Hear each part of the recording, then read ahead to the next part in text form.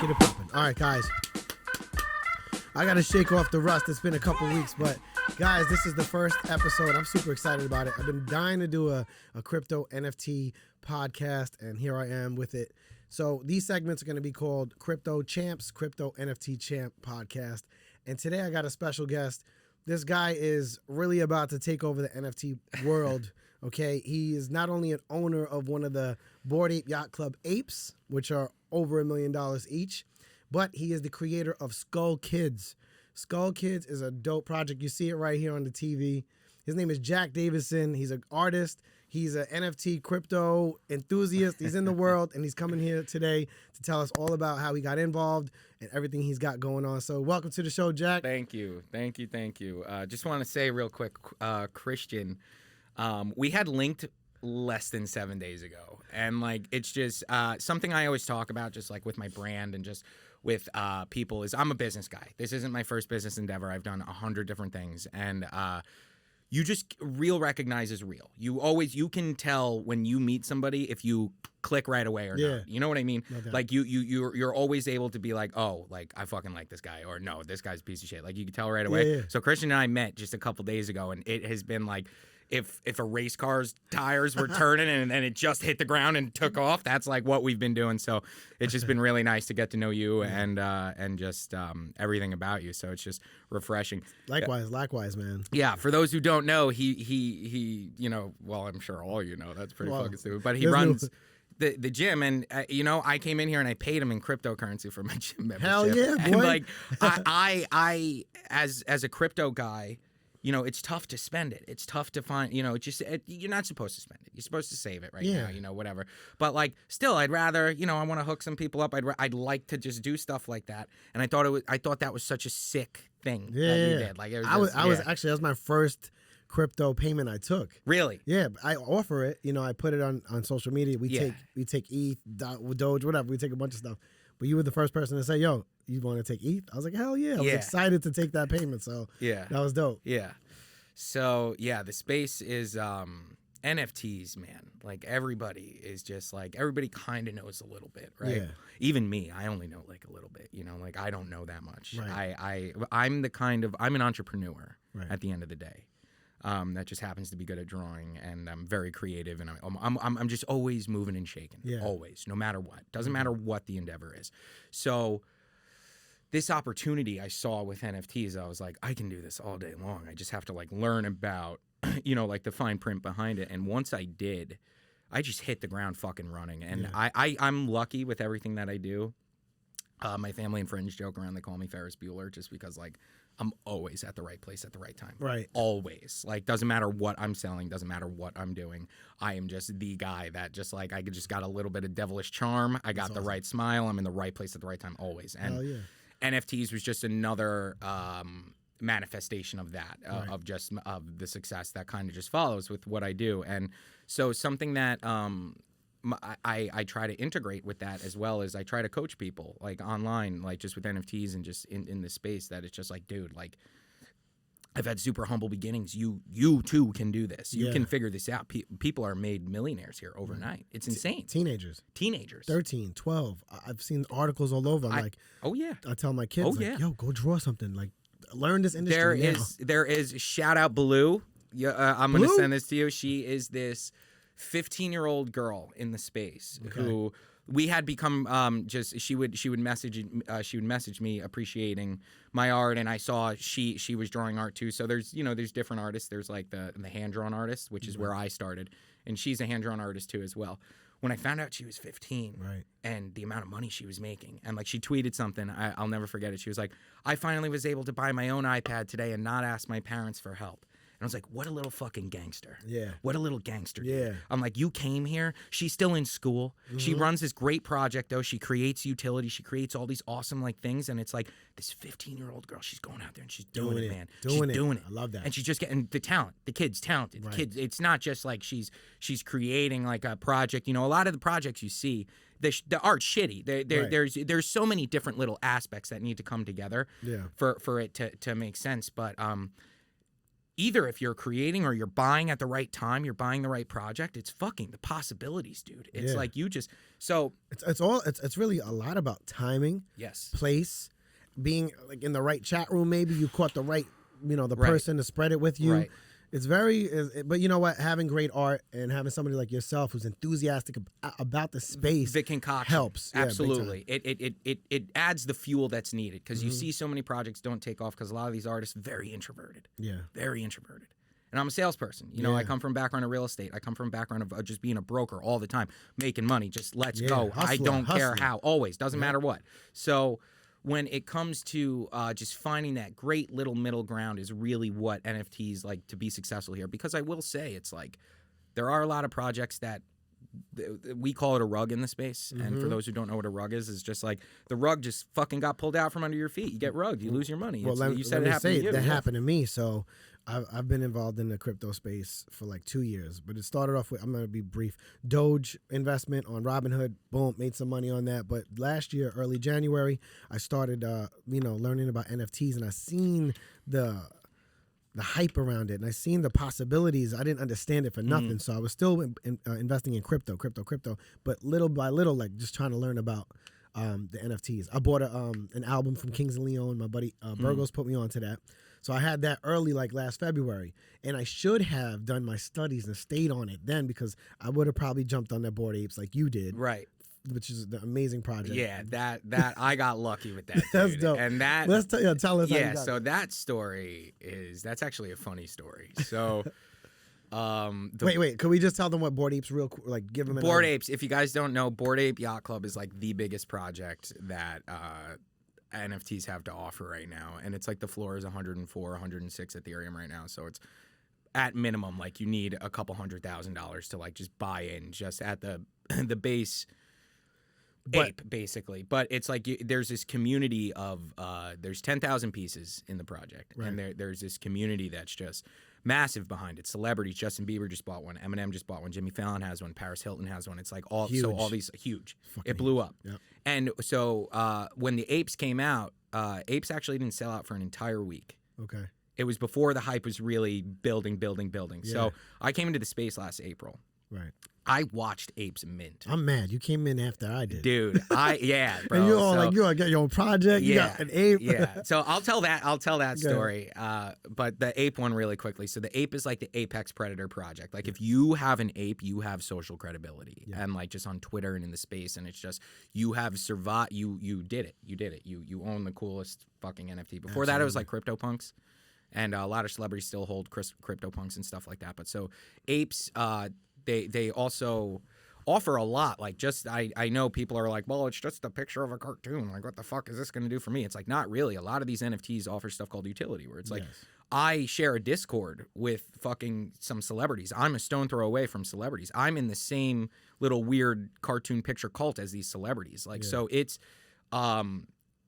they also offer like airdrops. Like they airdrop mutants. This shirt right here is a mutant ape, and like I got it for free. They gave me a free mutant because I held the Bored Ape. Yeah, thing's worth like $70,000 now. The potion, right? The potion, they the serum. The potion. They airdropped you a serum that you used on your ape. That then the ape turned into like a mutant freak or whatever. Yeah. But it was a separate NFT. It was an airdrop. They airdropped it. So an airdrop is like you just get it for free, and like it's just a part of being there in their being community, a part of that community. Right. So I got the mutant for free. It's like the floor is like 20 ETH. It's like $70,000 right now. And it's like so that I plan on giving that ape away to like my community and stuff just because I have such an awesome community and like there's so much money to be made here. Skull Kids community. That's his community. Yeah. Yes. So I'll get into that in a sec. But so let me tell the Bored Ape story quick. So with the Bored Apes, this summer, dude. Yeah. When I was hitting like balls to the wall like with fucking Skull Kids. Yeah. It was weird. It was like otherworldly because I had never been so in the zone in my life that I was working 18 hours a day. I have a permanent callus on this finger from fucking drawing. I don't know if you can see it. It's a hump from holding because I have such a heavy hand from drawing. Right. And so I had been working, dude, not sleeping. Not like just crazy, like just like I'd never witnessed anything like it. Like I would go like 20 hours not eating or drinking and being crazy. Like, oh fuck, dude, I didn't even realize it. I didn't even realize, like, you know, almost like monk level shit. Like I was just so like just into it, dude. Yeah. And because I was making crazy money and for something I love doing. So Right. I was a little exhausted. I'll never forget because like I wouldn't sleep for days on end. And like sometimes it would be like 10 a.m. and I'd be like a vampire. I wouldn't even realize like that I'm not what time of the day it was. Yeah. And so That's great, bored man. apes. Yeah, it's a bittersweet place to be because you can't be there forever because it's so unhealthy. Right. But the creative zone, that right. production. For example, I'm sure you before whatever Golden Gloves fight, that the preparation that goes into that. So in my podcast, right, in my podcast, Relentless, we talk about like I compare a lot. So I've boxed, I've been in the industry for a little bit, but I'm not consistent. I don't diet all the time. I don't lose weight. I go in and out of it. You know, I don't. And so an analogy I always give in my podcast is just like how just dieting and being consistent and being relentless, like for training for a fight, like that's how you have to be with everything you do. Yes. So, but that sweet spot, right? Like right before you're about to fight, it's like you're fucking exhausted, dude. You just probably want to sink your teeth into just a burger right after that fight, and you just want to have a beer, and you just want, that's it, dude. You just want to go back to normal. But like, but it's almost, you find this line of like pain and pleasure where you're like, this sucks, but I know I've worked to be here. And so that's where I was. That's what's up. At this spot in the summer right before I bought this ape. So the reason I'm saying all that is because I wasn't in the right mindset, because I was like just loopy and shit. So one morning I saw the ape floor was around 5 Ethereum. Okay. And at the time ETH was probably around like $3,200. Okay. So I had go to purchase it, and it was like 10 grand is what the 5 ETH was. That's what it came to, is 10 grand. So whatever that math was. What was it originally when it first dropped? What was it? What was the mint? I think they minted at 0.08. That's amazing. So they minted at a very decent, a good. That's a little high for a mint price, but like the art looked good. They knew the project. They had a really good roadmap. They had really good utility. They had really good things in line, and the art was really, really cool. The art's really cool. It's just basic, you know. It's like you can't go wrong with it. So I bought in at 5 ETH, and it came to 10 grand. Right. So maybe ETH was lower than $3,200. So before you buy an NFT, there's a gas transaction. And for those who don't know what that is, it's like something that powers the transaction to get through. So it's like you have to pay extra Ethereum on top of the price that you're going to pay. So it can get a little expensive. You could call it like tax. In a way, but then you got tax on top of that. Yeah, it's a business expense. So like for me, for example, like I'm able to write that off because it's like I needed to operate my business this way if I need to do airdrops or whatever. But any transaction done on the Ethereum blockchain will require like gas, right? So when I was buying the ape, the gas was like $3,000 on it. So the total came to 13 grand, right? And that's what turned me off originally, was I was like, 3 grand in gas, dude. Like I'm just burning that, like whatever. Maybe I won't do it. And so when you leave that transaction up, the software is still like being developed like a lot, right? So like things are a little finicky. You have to figure it out for yourself. You have to demo things. And so my MetaMask, I left the transaction up. Right. And I left it there for a couple of hours, and I just continued working. Like I said, I was a little loopy, not paying attention. I'd seen another piece of art that I wanted that was way cheaper than 10 grand. It was way cheaper than the ape. And I was like, let me get it as my friend's piece of art. And gas was a little less expensive at this point. It was for that one. The transaction came up on my MetaMask, but the transaction from the ape was still ahead of that one, right? And I just clicked accept really quick, and I call it my 10 grand mistake. that I was like, at the point in time, I shit my pants. I was like, fuck, dude, because I was just getting started. It was like I was just building, and it's 10 grand in Ethereum, so it's not 10 grand US dollars. Like that's a lot of fucking shit, you know. So I shit my pants. I was like, fuck, like that. I can't believe I did. I was like bittersweet because I was like, well, now I have something cool. Like, Within a month, it 10x. The floor was at like 100 grand. So then that's when I really saw the just potential. Like I was making money from Skull Kids, which I'll get into, but so just Skull the Bored Kids Ape came out before the Bored Ape. Before the Bored Ape, I purchased the Bored Ape about halfway through. Skull Kids was the first bit of Skull Kids was dropping. That's dope. So I did that to network. I used it almost as a networking thing because, you know, I wanted the apes to come into my community because it's a great community of people. It's like people are and the skulls kind of look like, I don't know if they're ape. What would you? So they're human. They're definitely human. Yeah. So, okay. So I see a little like the big eyes or whatever. I've done skull apes for the apes. Like I do different things like to try to get them to come into my community. But so Skull Kids. Wait, hold on. Before you go there. So that was the 10 $10,000 mistake. The $10,000 mistake. It's probably the biggest, best mistake you're gonna make ever in my entire life. Yeah. Right now, the ape that I have is I'm not gonna say what it's worth, but it's what number is it? Could you tell what? It's so they can check it out? floor. For no. apes. What number? 1055, I believe. It's 1055. It's a sailor ape. He's got a sailor hat, cool, and a gun belt on. Dope. And that's not even the one I wanted. It was just the one at the time that was like the cheapest and I was like, price. I didn't even like look at what was on the floor. Yeah. And then it was like the biggest mistake. But whatever, man. That's like, dope. I mean, now it's like if I sell that thing, I could go buy 5 fucking houses. You know what I mean? It's like it's and I mean, I don't think I'll ever sell it just because because you have the access to everything now. The access to just exclusive stuff, right. and who knows what else is gonna come up. What other utility? They're releasing their own coin, an ape coin that like I'll just get paid to have the thing. Like, right. Are you kidding me? Nuts. Are you kidding me? Yeah. Like that utility is sick, and so. And your Skull Kids is gonna blow up, so you can always have that, make your money off this. Right. So it's a double edged. So like the I have like really like kind of a savings portfolio. I've got like 5 different just sources of shit right now, dude. It's crazy. So. It's just been the biggest blessing, and the story is, it's such a comeback story. My story is such a, honestly, that's where a lot of my following came from, was because people heard my story and they were like, fuck yeah, dude. Like, fuck yeah. You're the guy. Like, I love that story. What a redemption story. What a fucking comeback kid. So what's your story? So essentially what had happened was, I'm just a sales guy, like I said before. I'll try to give the dumb up version. Right. I know all about it.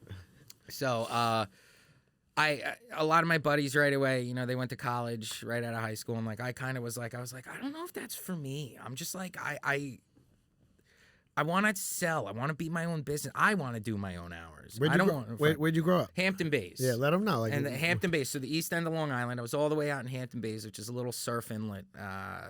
It's the Hamptons, but not really. It's like, well, it's not. It's deep. the armpit of the Hamptons. Not anymore. It's nice now, but where I grew up, it was a scrappy little fishing inlet. You know, it's just like we just always gotten into trouble. It was a great time. You have the best. You have the best beach over there, Mashut. Yeah. Oh yeah, Mashut. They got up. Yeah, it's nice. It's beautiful. Spot. It's paradise. Paradise there. Hampton Bay is a great area. And that's where you're from, Long Island, Hampton Bays. Born and raised, baby, Long Island. Strong Island boy, right here. Yep, that's it. So, I had sold real estate for a while. I guess we could start there. Yep. I was 19. I met this lady. I won't dox her, but I pay a huge credit to this lady. She taught me everything that I know, and she was trained by the people. Okay, so Wolf of Wall Street, Jordan Belfort. The people he trained, his close friends, like that you saw him in the movie, everything. Those people that he trained, they went on to continue their own careers involving Wall Street and many things and stuff. So the lady that trained me how to sell real estate learned from them. She was on their floors. Okay. So she didn't learn directly from the Wolf of Wall Street, obviously, but she learned same tactics, same kind of fucking attitude, like how to just sell and how to sell yourself. So for about 3 years, I just shut up and listened to this lady. I didn't make any money. Right. And she taught me just killer sale tactics, dude. And like just this method. She was mean at the time. I fucking hated her. I fucking hated her, dude. But now I look back, and I'm like, I wouldn't be half the man I am today without that lady, without the shit she taught me. She taught me such good mental fucking fortitude and just shit that you should just take with you fucking everywhere. So a part of my story, my community is going to laugh because they fucking hear this story 1,000 times whenever I tell it. But so she used to drop me off on Dune Road. Okay. And for those who don't know what Dune Road is, it's where all the big dick rich people come out and destroy our fucking area for a summer. They go on this strip on the ocean with these $10-20 million fucking mansions, and it's just nice. It's beautiful. It's beautiful. It's paradise. It's heaven. It's like when I die, I hope that's where I go. So she used to want to get those listings, right? And she would be like, door knock each one of these houses. Okay. And I would be like, really? That's how you want me to drum up this business? I don't know how to do it. She's like, there's an art to door knocking. I won't get into that, but she taught me the art of it. Right. And I remember I'd get so tired. I'd get so tired of it. She'd have me door knock until my knuckles were white. And I just get 1,000 no's. I just constantly get no's. And after about like 2 months of doing this, just relentlessly just going and going and going, it's like I didn't see the value in it because I wouldn't get callbacks. And she goes, Jack, it's not now that you're doing this for. You're showing your face. You're showing, even if you knock on that house 5 times, by that 5th time, they're going to go, no, Jack, we're not selling the house. They'll know my name. Right. So that when the time comes for them to sell, that you're going to be the first kid that they think of. And like, so, and I used to have this like ego where I was like, but it's just a waste of time. It's stupid. I feel like I could do it. And she goes, Jack, what's the worst that they tell you? No. Right. Just go to the next door. Keep knocking. That's it. Keep knocking. The next door. Keep knocking. So I took this philosophy with me everywhere I went. With that, but it doesn't matter. Real estate, relationships with people, just everything. You can apply this like can-do fucking attitude. This like, they told me no, it's fine. I'm gonna hit the next one. Because I'll tell you what happened. About 5 years later, one of those houses that I fucking door knocked called me back. That's what's ended up being a $10 million sale. Awesome. Granted, it was split between a bunch of different agents, but still, it was like. It was because I knocked on that door. Yeah. It was because, so you just never know what stone you're going to unflip. So that's why it's always important to just always be ready, always be prepared, always be moving and shaking.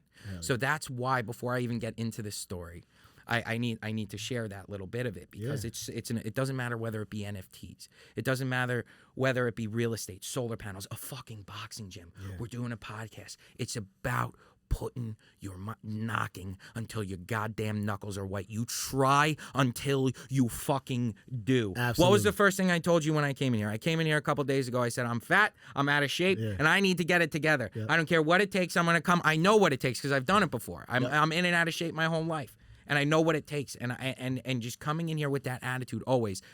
My first workout, I lasted 36 minutes in a HIIT workout. I have people double my age whooping my ass in these workouts. And like, I sit there humbled by it because I know they've been putting in the work more than me. 36 minutes I lasted. And I marked it at that 36 and I said, that's fine. Does that mean that I'm going to stop? No, I'm actually going to come probably later in that day and finish the remaining 30 minutes in another workout because I'm just not going to take no for an answer. I'm just not going to take no for an answer. That's it. And so that is so critical in just any development for anything. So that my project has had such success because of that, because there's so many people that just get rugged in the space and they just get taken advantage of, and projects come in and they just fucking abuse people. They cheat them. They just fucking, and I've just always been a person who, my family's owned restaurants. My family, my dad's side of the family is super business oriented, and I've watched them just run businesses, and they always take the time to just appreciate their customers, to appreciate their people. And I feel like that's such a powerful tool. It was the first thing I noticed you did when I walked in. You rolled out the red carpet for me. Thank you. We ended up talking for an additional 2 hours. It was almost like you were like, fuck, dude, I got a class I got to go to. Like, let's link back up. And it's like, that's the momentum you always want to have in every business endeavor you do. And that hustle rubs off. It rubs off. And that's why it was like sparks happened when we hit each other. So that's what my community, like, really, like, people follow. They follow that. And like the art just kind of is a representation of that in a way that people want. That, you know, it's the brand that kind of goes with it. And my art, another piece of my story is so they growing up in high school, I'm a comedian. I love to make people laugh. I love to just make people laugh. And with shocking stuff.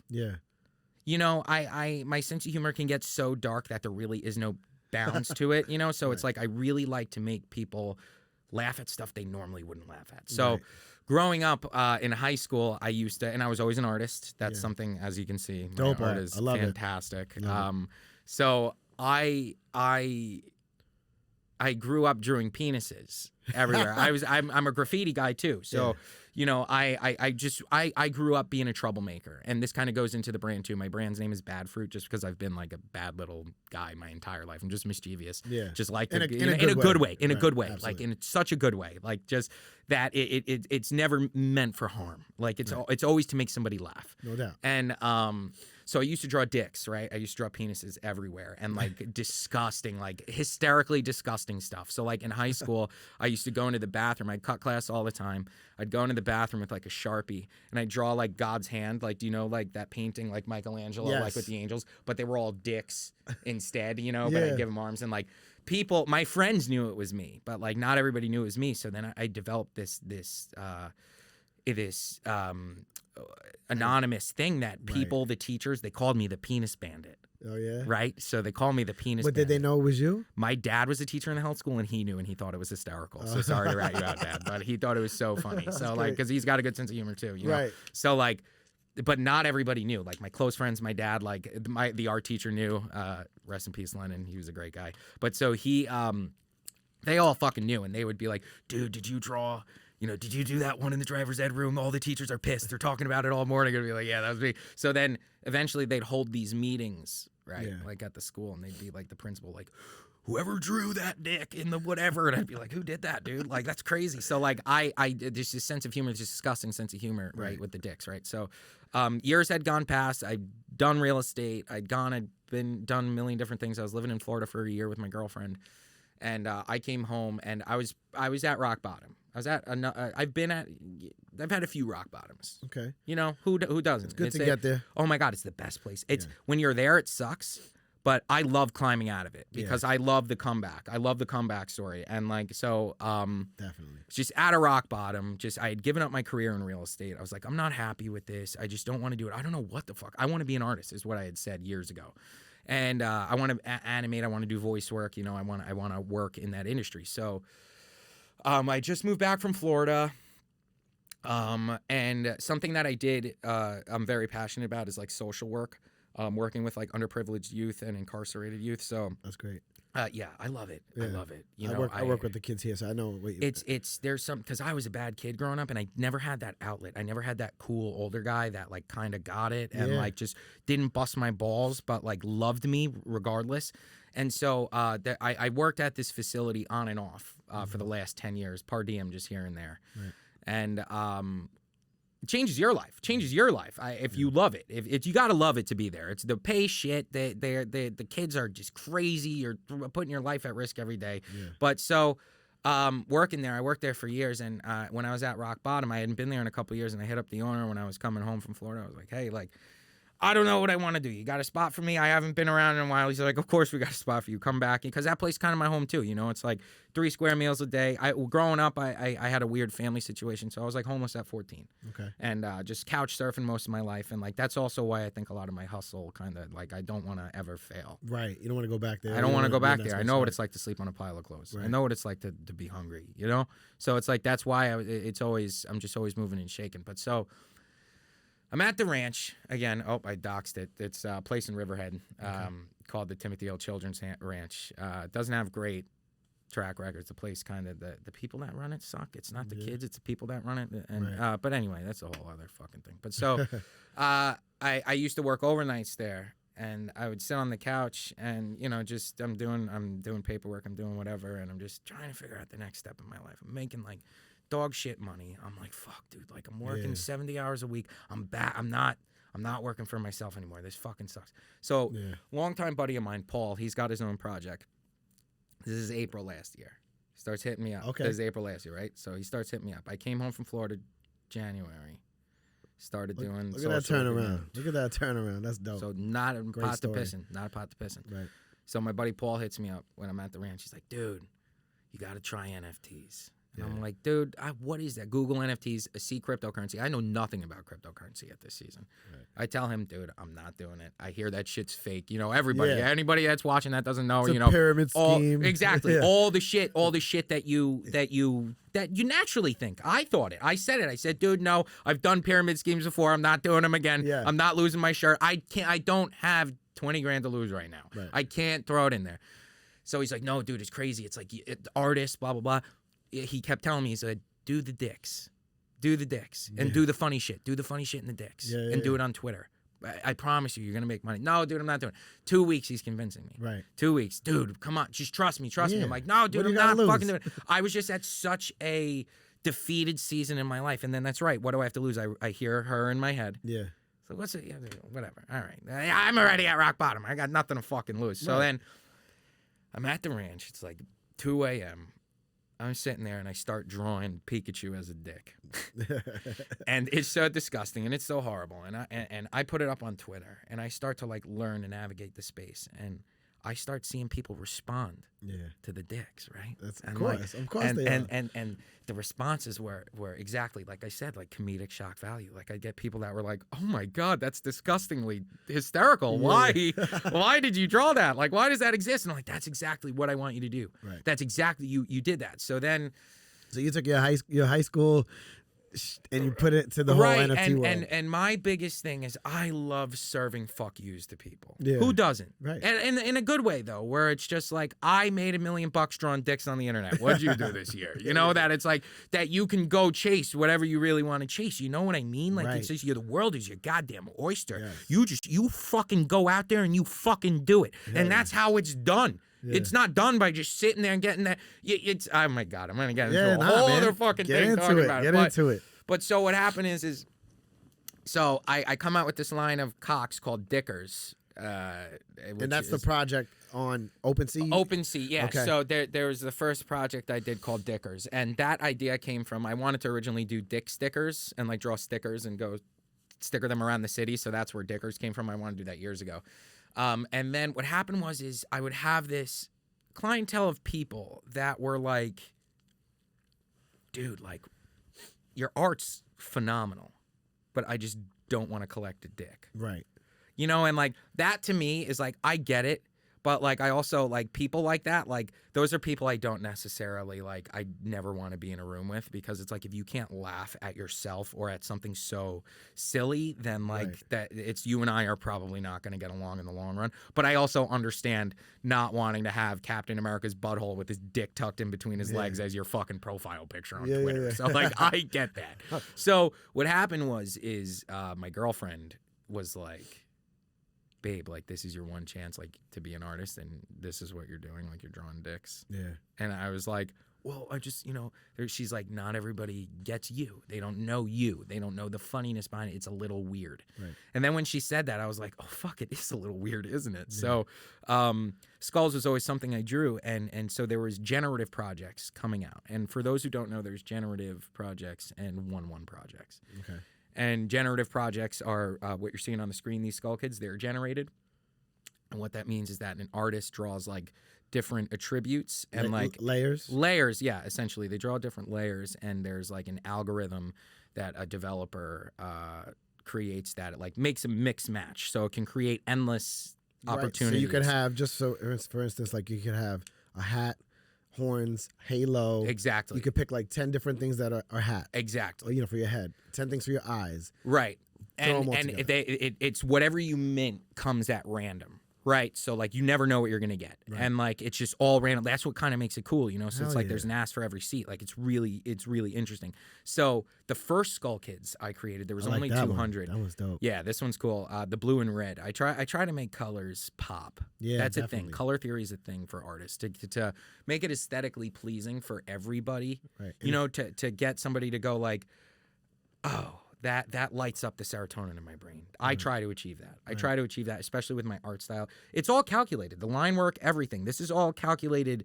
I know it looks fun and it looks great, but it's very calculated. It's very, very calculated. I see that. Very detailed. Yeah. So the first Skull Kids was a 1-1 project. It was hand drawn. Okay. And when I came into the space, I knew fucking nothing. Right. I didn't know what generative meant. Right. So when I was coming out, and it was like overnight success. When I dropped the first Skull Kid. Wait, hold on. You dropped the dicks first. Dicks first. And that was successful. Okay. Not really. But it was successful in the fact that people getting eyes on me. And you learned the space. Yes. Right. I had a lot of friends that were like, hey, you know, move your Twitter around like this. Check OpenSea does this. And like, it taught me. And like, that's why I try to take the time to explain to people, because people were kind enough to do it with me. Yeah. And I didn't know anything. I didn't even know what crypto was, you know, before. So and that's a great thing about the NFT crypto world. Very user-friendly. Everybody wants to help each other. Yes. You know, when I went to NFT NYC, NFT in Miami, it's amazing. Everybody wants, yo, what's up? What are you into? Oh, really? Well, come here. Let me help you. And there is enough money going around that it's like it's great. You want people to make money. You want your friends to make money. Well, you want the space to grow too. Exactly. Right. So you just took the words out of my mouth. So like my thing is like, that exclusivity fraternity shit, not gonna fly here. Right. Not gonna fly here. Right. Nope. We want to grow. People are like, fucking Jimmy Fallon has an ape, Paris Hilton has a fucking ape, and it's like, that's the best thing that can happen for the apes. Hell yeah. You guys are pissed about that? Right. Are you fucking stupid? Right. You want mainstream. The fact that I was able to pay for my boxing membership in Ethereum is fucking awesome. That's what you want. Yep. You want that. So with the Skull Kids, what ended up happening was my girlfriend was like, you know, like, why don't you do the skulls? Because you always draw skulls, and do what other projects are doing. You know, draw different T-shirts, draw different stuff. So I was like, okay. And I didn't know at the time that generative projects. I used to be like, fuck, how are these artists coming out with this shit so fast? I thought they were hand drawing it. Right. But then I realized that's how much of a noob I was. Right. So Skull Kids, the first round of Skull Kids was me trying to keep up with the generative project. I was hand drawing them every 18 hours a day, only pumping out 5. I'm like, how the fuck are they doing this, dude? But see, that's why that project's gonna really be something. Well, and it became so special because I developed this following that it was like people they loved the story. They loved the Penis Bandit story. They loved the real estate story. They loved that I was a homeless hustling kid that just grew up just getting into trouble, fighting, smoking weed, just doing all the bad kid shit. And they love it. And like, it's because it's relatable. Right. And I'm not trying to hide anything. That's what this brand is. Right. That's what we are. Hell yeah. Guaranteed on a Saturday. If you're going to come out with me, you're going to be drinking tequila at the dive bar in Hampton Bays. Like, I am what I say I am, you know? And like, that's what I think people were like, hey, a lot of projects aren't even showing their faces. Yeah. This guy is giving us his name, he's showing us what his career, his story, everything. Right. So that's why the brand's built on Jack Davidson, not so much Skull Kids. It's anything that I pop out. Right. So then the first Skull Kids, they would drop. The first one, I dropped the first one. Yeah. Before I could even refresh, it sold. And I sold it for like $60, right? And I was like, whoa. $60. Second one, I was like, no way, hang on. Second one. Wait a minute. So you drop one at a time? The original 200. Okay. The 1-1 collection. So you dropped them all at once? No. 200? No. One at a time. One at a time. And it had raffles in Discord, people auctioning, crazy fist fighting each other for it. Like, I made it hard to get them. Dope. You had to be in the raffle, answer me within 30 seconds. If you didn't answer me within 30 seconds, I rolled to the next person because you weren't prepared. Right. Right. So you see how I try to include the lifestyle. Yes. So I think about like my football coach. I think about things in my life where it's like, if you were 3 minutes late, you were fucking late, motherfucker. That's on Doesn't you. matter. You're running laps, bitch. Yeah. That's it. And like I try to instill that where it's like, sorry, you were 3 minutes late. The person that was waiting here 20 minutes the entire time for it, they deserve it, not you. Absolutely. And like so we built really on that, and it created this FOMO, fear of missing out, that it just built this really awesome community and quality people. We drew in quality people with the brand, with just like just everything we were representing, everything we were trying to accomplish, and everything we were trying to do. It drew a real quality of people. Floor went crazy. It went decently high, and it's maintained decently high. Good. And so we finished the Skull Kids. We finished that super successful project, verified on OpenSea, made a sick amount of money. I as an artist was so fulfilled. Fuck the money. It wasn't even about the money at that point. It was like, guys, I built a fucking community. I'm a goddamn rock star now. Nobody's better than me. Nobody's better than me, you know? And it's like a great feeling. I love my people. I love my friends in the Discord. These guys have become like my family. Right. That it's like truly, that like we love each other. Like, you haven't even met some of them in person. Never. And I haven't met one of them. And that's the next phase. Exactly. Right. And which makes it even crazier. But keep going. So we would go, and something that I was big on with my community was I grew up with 5 really tight friends, and literally our lives were like right out of American Pie, right out of the movie The Outsiders. Like, we all came from dysfunctional families, but the 5 of us kind of like we hung out with each other our entire lives. Like, our parents were friends when we were kids.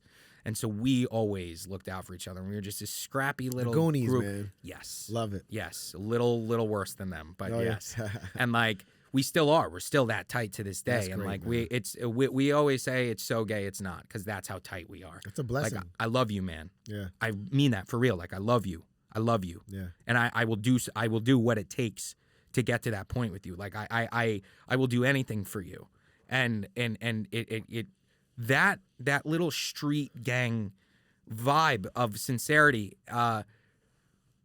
it's a great feeling knowing, like, for example, when I'm in a dive bar in Hampton Bays and I'm with my little Rat Pack, nobody's touching me. Nobody's touching them. Nobody's touching anybody. Right, Not that ever happens, but it's just like guys got each that other's back. feeling of just like knowing that, like, Your brothers are with you. Right. And so I try to simulate that within the Discord. Yeah. Within that, doesn't matter what walk of life you come from. Doesn't matter the color of your skin. I don't give a fuck about any of that. I don't care if you're anything. Doesn't matter. Yeah. Come as you are. Come as you are. And we got your back. I love it. And so that's the kind of community I was trying to spin around. You're the misfit. You've been a little bullied probably. You don't have a place to go. You come pull up at our dive bar. We'll get you a shot. We'll get you a shot. Hell yeah. We'll be your buddy. And so I wanted to apply that to the culture. And I did, and people, they wanted a place to go. They wanted a home to go where it was like, it didn't matter. It didn't matter. It didn't matter they what. They felt like they belong now. Absolutely. Everybody wants to be a part of something. Something like so strong and passionate like what you're offering is a place they want to be. Absolutely. Builds confidence for them in their life, gives them new outlook, all that. Yes, and that was the goal, is that I wanted to appeal to just everybody. It didn't matter. It didn't matter. In this crazy climate, in this world, it's like we're so fucking divided. Just everything. Any chance to get to be divided. I don't care if you want to. It doesn't matter. It doesn't matter. Come as you are. Just be the best version of you. That's what matters. So I tried to simulate that. Right. So I tried to simulate that in our culture and our lifestyle, and people, they bought it. And then people would come, but we didn't have the supply because there was only 200 Skull Kids and the floor's high. It's not easy to buy in. So I partnered with a longtime holder who became a great friend of mine and now is like a partner of Bad Fruit, which is like the umbrella brand, is Jeff. He's like my right hand. He was like, dude, why don't we redo Skull Kids into a generative? So these Skull Kids you're seeing on the screen, they look a little different than the original Skull Kids. So we wanted to reward our original holders with the OG Skull Kids by creating, like, they were early adopters. They helped me. So like we want to keep them in mind, that they're like the OG 200. We want to make sure they're untouchable, that the floor is high, that you have to be fucking special to buy in. Yeah. This new project, this is the generative. So all these traits are pre-drawn, and Jeff does his computer magic that then spits them all out into an algorithm. And some traits rarer than others. We did that on purpose, just so, some will stick out more at the end. But we also did like basic shit like this. So it's like the guy who has a nose ring and stubble and a hat.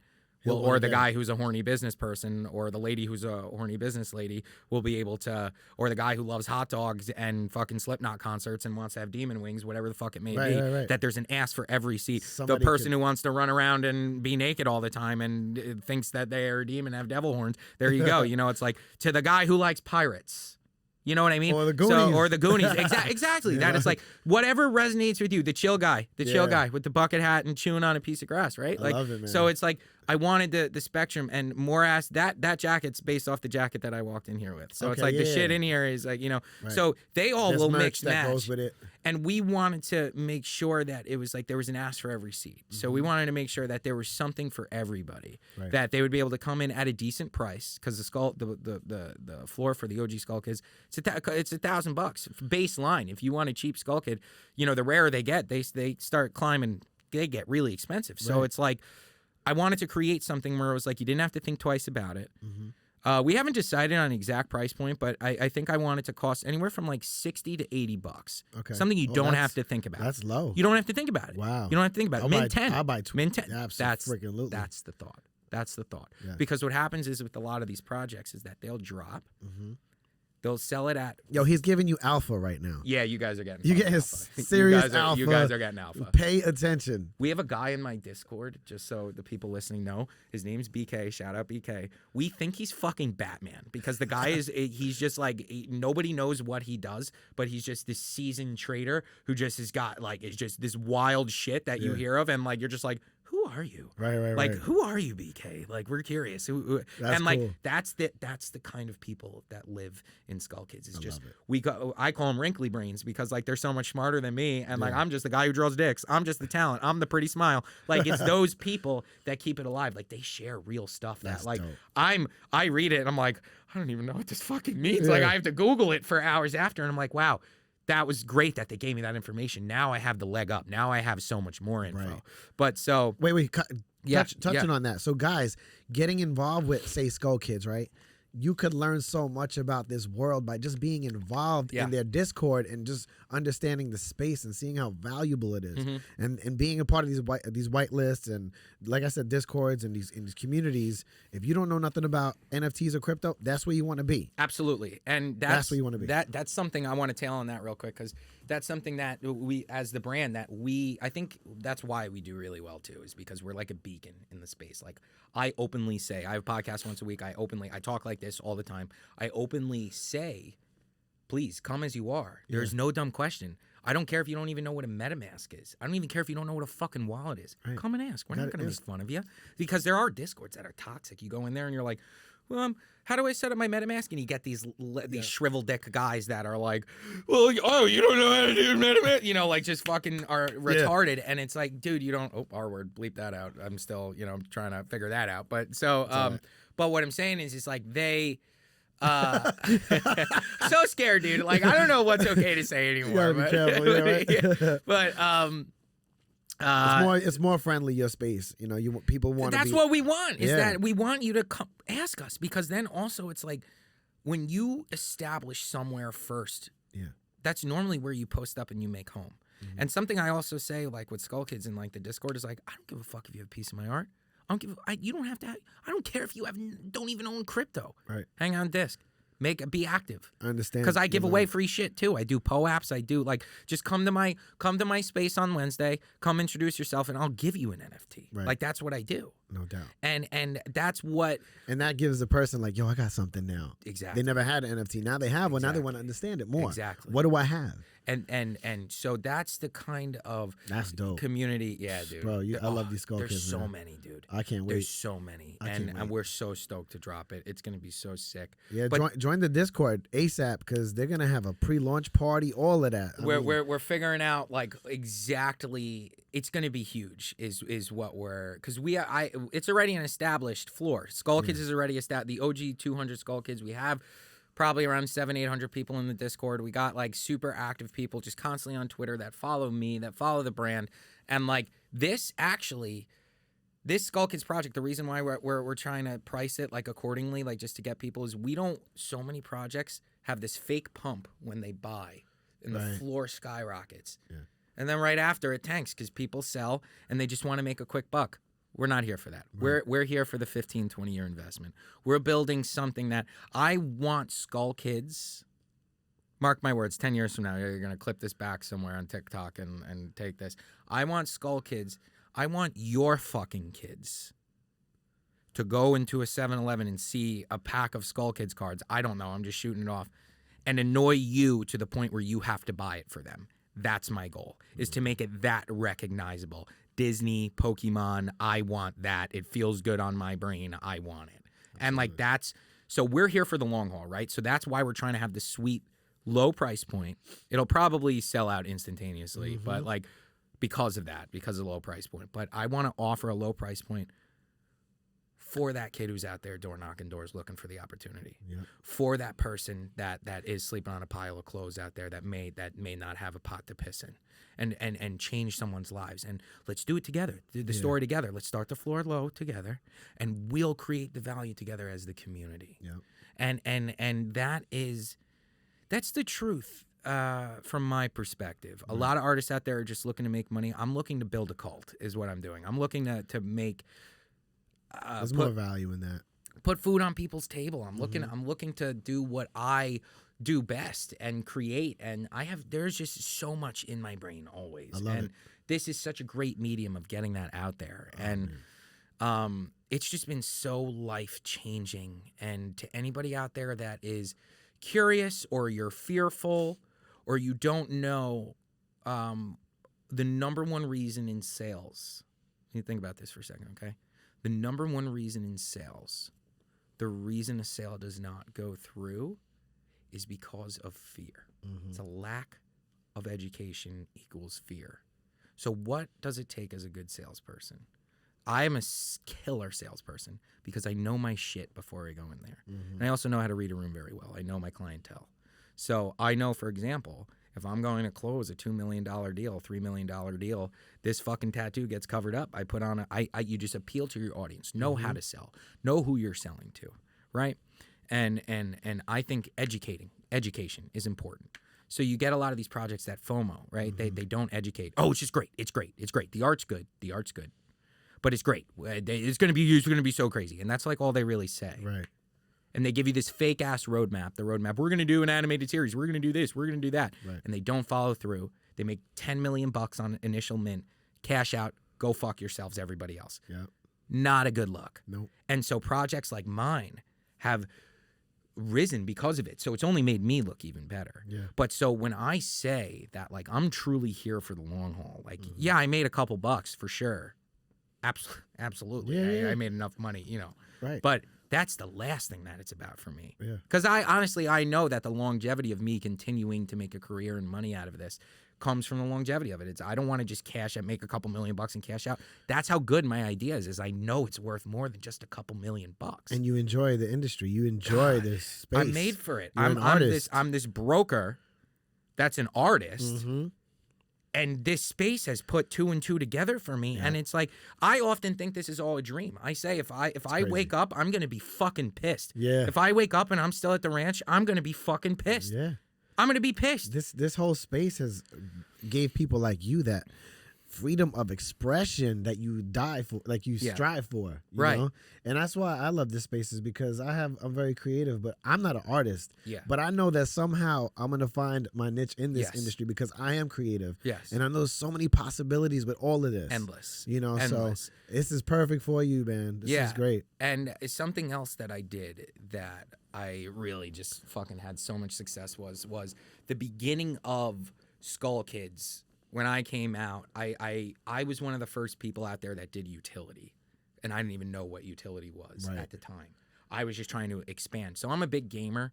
If you have ever played a video game in your life, you will understand NFTs. So that's why I don't want people, if you're curious, like, it's real. You're making money. I'm making money. People are making money. It's out there. It's not fake. I know a lot of people think it is, but and it's not hard to understand. So if you can get down with just a video game and kind of understand how just any video game works, you really can understand an NFT. It's very simple. So I created utility, and that's the biggest seller in NFTs right now is the U word. Is utility. Yeah, so utility, just for layman terms, utility is like if you own a Skull Kid and there's a pre-launch party, say, I'm just giving an idea.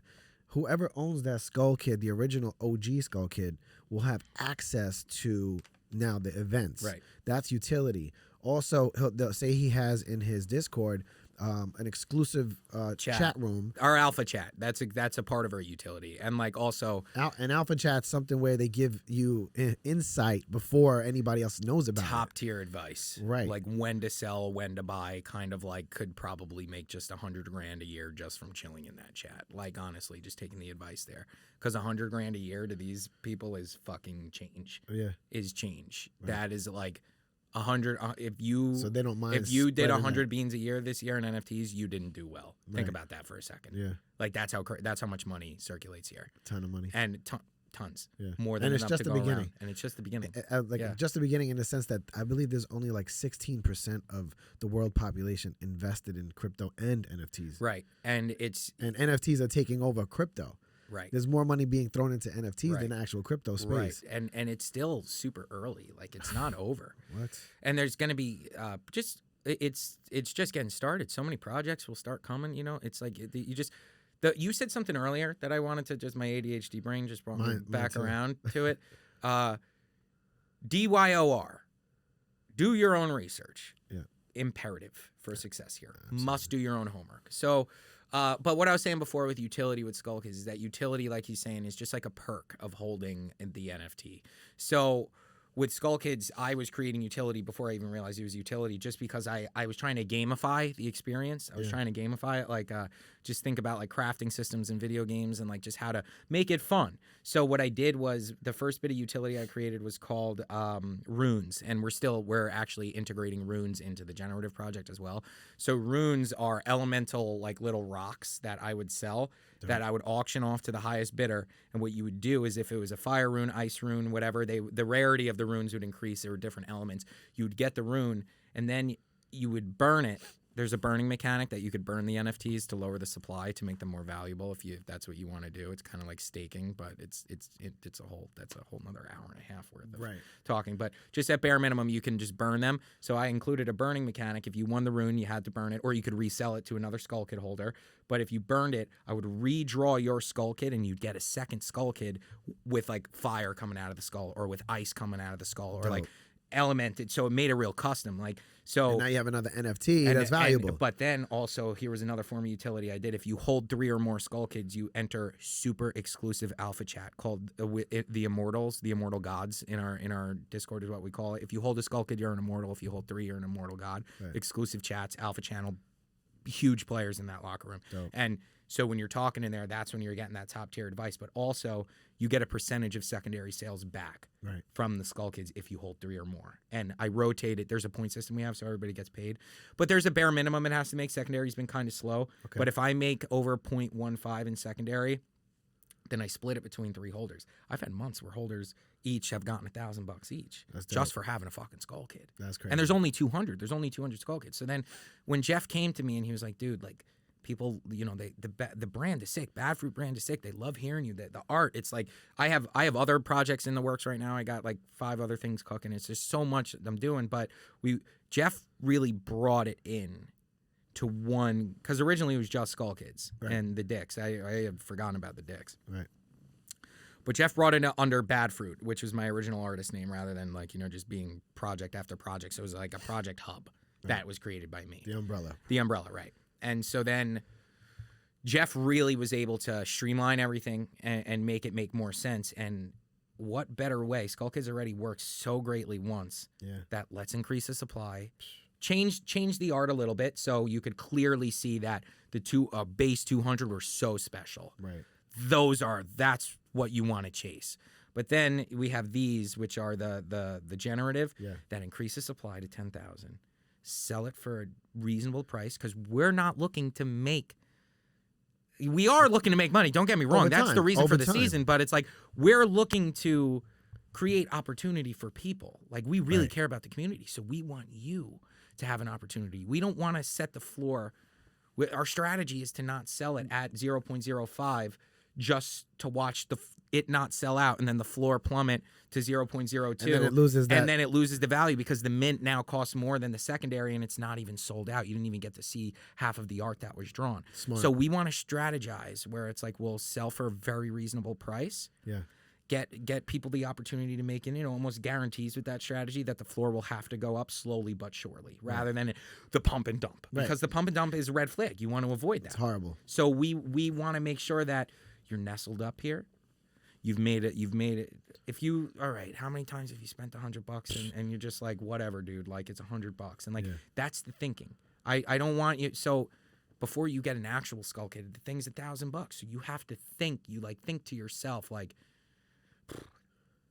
1,000. When you add one more zero, when it gets into that 1,000, there's that psychology where it's like, that could pay my rent. That could pay this. Do I have that much to toy with right now? Right. But when it's $100, right, it's like, fucking dude, it's $100. But also, right now, there's so many new people that are interested in this. Right. They want to get in the space. They're young. Right. A lot of young kids now, like more so. They're like, dude, what project could I get in? Too much. They see this dope ass project at $80 to $100. No brainer. You're gonna bring in another mass. You're not gonna have 10,000 sold to 200 people because they're buying them all up. No, you're gonna have 10,000 NFTs that are probably gonna go to like 7,000 people, right? Because you're gonna bring in a whole new generation that's really, really interested right now, and that's so smart, man. I think they need this. They need something like this. That's dope. Absolutely, This is gonna pop. It's so that's why I had seen so many projects do so many things wrong. I've invested in so many. Right. And I have just been. I got lucky. Had a successful project. I got the ape. I did it all. I did everything I could have done. I built the community, and then I got to the spot where when Skull Kids was done, I was like, "Fuck, dude, what next? I don't know what to do. I don't know what to do next." And then that's when Jeff really just kind of was like, I got you. Like, let's, you gotta expand. We gotta expand. Yeah. And it was true. And I let go of the reins a little bit, gave him some control. And he does all, like, I draw the backgrounds, but he puts together everything. Like, he's the glue. So you drew the eyes. I draw everything you see, but Jeff is he's the generator. Yeah, dude, Jeff's the man. And he shout out to Jeff, man. Yeah, great work. Fuck yeah, shout out to Jeff. Jeff is awesome. I was texting him beforehand about this because we're really, our main focus is community. Yeah. And it's so corny to fucking say that because it's like every NFT, we're here for a community. That's what we want to do. We're here for a community. No, you're fucking not. You don't even know what community means, dude. Yeah. Like, I want my community, like, I want people to be stoked. Gary Vee does it well. Yeah. Gary Vee does it so well. He takes the time. That man is so fucking busy, but he'll take the time for his V friends to change one person's life. Not even just the V friends, but like you'll see him on Twitter, a nobody, like he'll follow them. He'll answer them. Oh, me and him communicate on Twitter all the time. Hey, like, he doesn't realize it, but he does. It's he like, replies. hey, what's up? What are you doing? Like, he takes the time to. So I always try to simulate that. The little guy that wow, he said hi to me, and like so. We're really here for the community. Every decision we make is thinking, how can we better the community? Because when you think that way, it's what the apes did. Yeah. And look at what happened. Huge. The money comes after. Money, yes, important, so you could do fun shit for your people. Mm-hmm. But money after, community first. Because community is everything. And you never know who in your community is going to be doing something with you. You have all these people in your community that are very intelligent, very creative, because they're in a creative space and they need opportunities. So maybe you could be like, oh, well, Johnny, I love that idea. You're a part of the community. Let's make that happen. Exactly. So I always say, I'm like the multi-threat. I'm the multi-threat. So, like Justin Timberlake, for example, like the guy sings, he dances, he acts.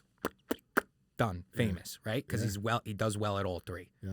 So something that I do well here is great at speaking. Mm-hmm. I'm great at sales. Yeah. I'm great at making people come together. Yeah. It's something I'm naturally good at. Fantastic at art, and I'm great at being a broker. Nobody's doing it like me, and I know that. And Jeff actually said that to me the other day. He was like, you are so unique. I just don't know another person like you. Because you look at all these phenomenal artists in the space that they think they're kind of like here, and they don't really want to be seen, and you can't even hear anything they're fucking saying. And like they're very in people, in introverted people, and it comes with being the artist, the writer, the struggling, the starving artist. It comes with that. That's a part of that side of that brain. No doubt. But so they're not utilizing that. So often they have to go hire a guy like me or a guy like you that's going to be like, hey, bang, bang, bang, bang, bang, bang, and keep it up, keep it excited. And then you hire the dev, the guy that does the smart contract work behind, and you get a piece of everything, which then makes it come together to this nice little, so you assign jobs, a community manager, whatever. I just did it all at first. And then I got to a point where I was like, fuck, I need more people. I need people to do this with, because I'm going to lose out on my main vision if I just keep it all to myself. Right, because that creative aspect becomes, you're neglecting it. Because you have to do all the little work things. You neglect the little things, where it's like, where it could be as little as like, fuck, I forgot to pay the Discord payment. Now we don't have Nitro. Where it's like, I saw, or whatever it may be, that it's like, you need those people. So that's what's cool about this space, is like, you could come here not being an artist. Like, I know my art, I've had people throw offers at me to do their project for like 40 or 50 grand. And I've been like, no, dude, I don't have the time. Right. It's not about that. It's not, it's about, or I want a percentage of the mint. I don't want 50 grand. What? So when you make 10 million bucks, you only gave me 50 grand, go fuck yourself, dude. Nah, like, you're going to do something and partner with you. But luckily, I'm really good at negotiating. I'm really good at just kind of like knowing. I'm not an idiot. So many artists get taken advantage of here. So many people get taken advantage of here. So that's, again, here we come, circling back to like our community. The whole point is to be like, I want you people to think about my community. My community is you coming home to dinner. You worked all day. You did all your bullshit all day. You pop in, dinner is like sitting at your dinner table at home, where you go, oh. Yeah. And you crack open a beer and you have your dinner, you drink a glass of wine, whatever your thing is, you smoke a joint, I don't care. But where you come and you park it and you go, my day sucked. And then and people do that. They take us up on it. Or my day was great. Why was your day great? Tell me about your day. Right. Person I just met today. Tell me about your day. And what's your goal for tomorrow? Cool. Let's get it. Let's hit it. No Come here. I want you people to, and then I watch friendships happen. Yeah. And that's what I want. Because then when you see your friend in another Discord or in another project or in another thing, you know, oh, that's a Skull Kid. They're good for it. No doubt. They're good for it. If they're here, that must mean this is legit as fuck. No doubt. Because that's something I see. So I'll come into Discords, I'll come into groups on Twitter, I'll come into spaces, I'll come into stuff. Me too. And I won't see one other Bored Ape. Or I won't see a project I recognize. And I'm like, nope, sorry, I'm not staying around. I'm not staying around. You see the cool cat in there. You see the Bored Ape. Exactly. You see something. Okay, let me listen. Checks, verified accounts. You know, you see stuff like that. But that's where it becomes. I want that to represent where you see the Skull Kid. So that was the main problem with Skull Kids, is that there wasn't a big enough supply. There was only 200. Right. And although hyper competitive, it was more of a collectible than it was a profile picture. Right. And so we wanted to just add people. We wanted to add that, like, just grab one for sure. And like, I want you to see, when you see another Skull Kid, I want people to be like, I could loan that person $500 and expect to get it back. Like, it's that clientele of people, like that. It's that little dive bar, I got your back, that little street gang mentality where it's like, you know, it's just, we all got each other's backs, like within Skull Kids. You know what I mean? Yeah, absolutely. Like that. And that's what it takes. It's like, a big thing in our community is I like brainwash everybody. We have this joke. I have a command in my Discord. It's ! Brainwash. Yeah. And it shows the video to the 1989 aerobic championship. I don't know if you're familiar with that, but it's just like a super weird thing. Yeah. Super weird thing. They play a weird song. It's like a bunch of people in leotards doing like these weird dances, and it like feels like you're being brainwashed watching it, because it's like 40 minutes, and like it's just like, it's really weird. It's really weird. I'm gonna check it out. So I always say it's like there's this underlying brainwashing happening. So we have this joke where it's like, we brainwash via watching that video, you know, like Clockwork Orange kind of shit. Yeah, yeah. And like something that we brainwash is community milk. I talked about it earlier. So community milk for us is like, I like I said, I like to make things disgusting and funny, and like, what's grosser than like a cult drinking like a giant pile of community milk, you know, instead of Kool-Aid, like just like warm milk, you know, like just gross, right? Yeah, nice. So, and then I say shit like, you know, right from the teat, like right from the cow udder, you know, just like gross, and like people love it because it's on brand. And but community milk, what is community milk? What does it represent? So community milk represents like, just treat others as you want to be treated, my friend. Yeah. Don't judge somebody just on their based on their walk of life. Their life might have been a little bit harder. Don't judge someone based on their sexuality. Don't judge them based on anything. Don't judge them based on the color of their skin. Come as you are. Be kind. Be kind. Spread knowledge. Spread wealth. And what do I mean by spread wealth? Doesn't need to be fiscal. Spread wealth. Spread some information you learned today. Yeah. Spread some love you had today. Somebody tell you today they love you? Yeah. They did? Mm-hmm. Because then I always think about stuff like that. Yeah. I try to get my community to ask questions like that to themselves. Like, did somebody tell you they loved you today? They didn't? Hey, I love you, dude. Yeah, I love you. I love you. You know, like and like, just to spread that. You see someone struggling somewhere, and you could be at a coffee store, and you could tell is like, maybe looks like someone's struggling a little bit, maybe a little raggedy. Pay for their fucking bagel. It's $5 fucking bucks. Get their fucking bagel, and you'll feel better. Yeah. You'll feel better. Pay it forward. So we try to do that. And that's what community milk is. So community milk, we always say, come on in, the milk is warm. Like, it's great. Like, come on in, drink some of the milk. Like, spread the milk around. Like, make sure everybody's fed. Make everybody taken care of. Like, and it doesn't, like I said, doesn't need to be financially. It doesn't need to be. Hey, you were having a rough day a couple days ago. Just want to check in on you. How you doing? That's it. You know, and just remembering stuff like that. And so, that's why when I say, that's my kind of community, man. Right? And that's why when I first walked into the gym the first night, I smelt it right away. I could see it with your clientele. No doubt. I see it bled in your business. Yes. So that's what I'm saying, folks, is that it doesn't necessarily just need to be fucking NFTs. No. It's, you apply this to every business you do, and you will be successful. If you build it, they will come. Mm-hmm. But what are you building? How are you building it? And so when that's why we want to welcome all newbies. Yes. Everybody, come. If you don't know how to set up your MetaMask, we will fucking video chat, and I will take the time to set up the MetaMask. And so I brainwash all the locals in Discord to, we say cult words like brainwash and stuff and community milk and stuff like that. But like, I tell them, I'm like, hey guys, like, we see a name that we don't recognize. Make a point you say hi to that person. Yeah. Make sure they know kind of what's going on. Like, don't ridicule them for not knowing. Yeah. Because, like, I see it all the time. I'm in Discord sometimes. I'm like, scared to speak, right? I'll say something and they'll be like, "Oh, you didn't see above." I'm like, "All right, whatever, guy." Or even there's just a way to say that where it's like, hey, great to have you here. Great new name. Here, we actually have 5 different things you should read. There's secondary sales rules. There's a royalty back payment. There's runes. There's soul kids. There's skull kids. There's the Bad Fruit website. Check all of our stuff out. But we love to have you here. What do you do for a living? There's a way to do that. And people are just so rude and abrupt. Right. Where there's money, there's evil, right? Money is the root of all evil. So it's everywhere. And like you see it clearly in this space that people are just such dicks. They don't care. Right. And I should know that better because I was in real estate for a while. So like I know how that goes. I've done it. Right. I've been the scumbag. I've done it.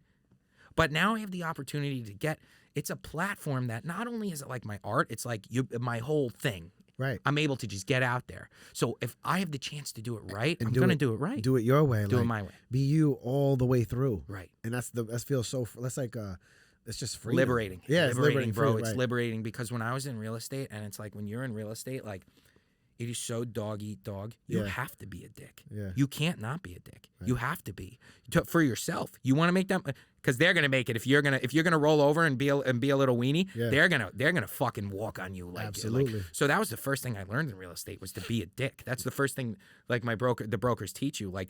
Nobody is your friend here. Yeah. Don't waste your time. Nobody is your friend. Right. Same thing in stock floors. Same thing anywhere where there's phone numbers to make money. It's there's somebody out there hungrier than you. Yep. And that's what I got sick of. I got so sick of it. I didn't want to keep doing it. No. So then when I saw the opportunity to kind of mix my knowledge as a salesperson and just like this rah broker mentality, just this entrepreneurial shit and mix my art with it and be able to sell my brand and my lifestyle and be able to tell a story to people, I love the people that are like, well, I can't do it because I have all this shit to do. It's like, really? Right. I drew a dick on the internet. Disgusting dicks on the internet, and ended up making hundreds of thousands of dollars. Dude. Right. Go out there and do it. Yeah. I don't care what the fuck it is. Do it. Go out there and do it. And like, I don't give a fuck what it looks like. I don't. Yeah. I don't. And the reason why I always use this analogy, I always come back to it, like getting in shape and being in shape, is because that's something that sometimes I don't do. Right. And I know I'm not doing it, and it eats at me. Right. And I won't do it for 3 or 4 months. I get out of shape. It's been this horrible cycle my entire life. That's a lot of people. Horrible. A lot of people. Yeah. But I know what it takes to get in shape, and I know it, and I avoid it because it's hard. Right. And I'm only being realistic saying that, because I'm saying there are things. It's not as easy to just sometimes go out there and do it. But the only thing stopping me from coming to the gym is me. Absolutely. Is me. Yeah. It is me who goes and wakes up in the middle of the night and chugs half the carton of apple juice that offsets my fucking sugar for the entire day and just blew my entire diet for the day. Don't do that. You know, don't exactly. Don't do that. But but it's that only I'm the one that's going to stop doing that. That's it. And that's why I said before, rock bottom is such a beautiful place. Oh, I loved it. Because when I'm at rock bottom, the only way for me, I'm such a scrapper. Everything I do, I'm always so scrappy, dude. Always. Just that's a good trait, man. Well, I said so. It's so funny, Jeff. When he's from a different section of the world, and I describe things as scrappy, and like it was taken in a negative way at first, and I was like, no, dude, that's like the highest honor in New York is being scrappy, like being a tough little fucking motherfucker, like figuring it out, doesn't care. I'm gonna get like you're gonna scrap. All right, listen, you might whoop my ass, but that ear's fucking come with me, baby. Like that's it. Like I'm not taking no for an answer. Like so it, I just the opportunity, man. It's you at the end of the day that needs to do it, because if nobody's gonna fucking do it but you. Nobody's gonna stop drinking that apple juice but you. Nobody's gonna come to the session but you. And it's the same thing with anything in your mind. Nobody's gonna go give that girl your number. Right. Nobody's gonna go give that guy your number. Yep. Vice versa. Go out there, try things. Because here we go, making full circle. This is like the one thing I always like end things on. Yeah. Not that we're ending or anything, but like what I end things on to bring full circle is what my real estate broker taught me. Yeah. What's the worst they tell you? No. Damn, how liberating is that? Right. That is true. So you just get up and knock on the next door. Failure is a great thing. Oh, yeah, rock bottom is a great thing. Because what happened was when I woke up a couple weeks ago, and I realized, like, I used to be in such great shape when I was training, when I was boxing, dude. I was in such great shape, and then I just slowly just let it go. Right. And then years I saw it happen, and I said I was gonna get back at it, and then I just never did. Right. And then it took me almost 3 years to just get back in the mindset to be like, enough, I gotta fucking do it. I gotta do it because nobody's gonna do it for me. Yeah. I gotta get into a calorie deficit and I gotta start burning calories. That is the only thing that's gonna burn this extra 20 pounds off me. Right. I can't will it into existence. Nope. There has to be cold, hard calculation. There has to be aggression, and there has to be movement. Yeah. You must go and you must try and you must do. Yeah. And it's okay if you fail. It's okay if they say no. But I will be damned if you stay at rock bottom. Yeah. And that's what our brand is about. So we have a weekly podcast called Relentless that we just talk about being relentless, getting back up, roll with the punches. You got to do it because it's if you're not going to do it, sorry, someone else is. Yeah. Someone else is. There is someone younger, more attractive, more vicious. There is somebody that is out there doing it better than you. You know what Mike Tyson, he says, I love Mike Tyson. Guy's a psycho. I love him. I love him. And he says something that he gets off on training when he knows his opponents are asleep. Yeah. Right? Yeah. He wakes up, they're training maybe 5, 6 a.m. He gets up at 3 or 4 just to be 2 hours ahead of them because he says when he's running and he knows they're cozy, still warm in bed, and he's out there cold and he's not, and he's fucking, I know I'm getting another hour of conditioning in before them. Yeah.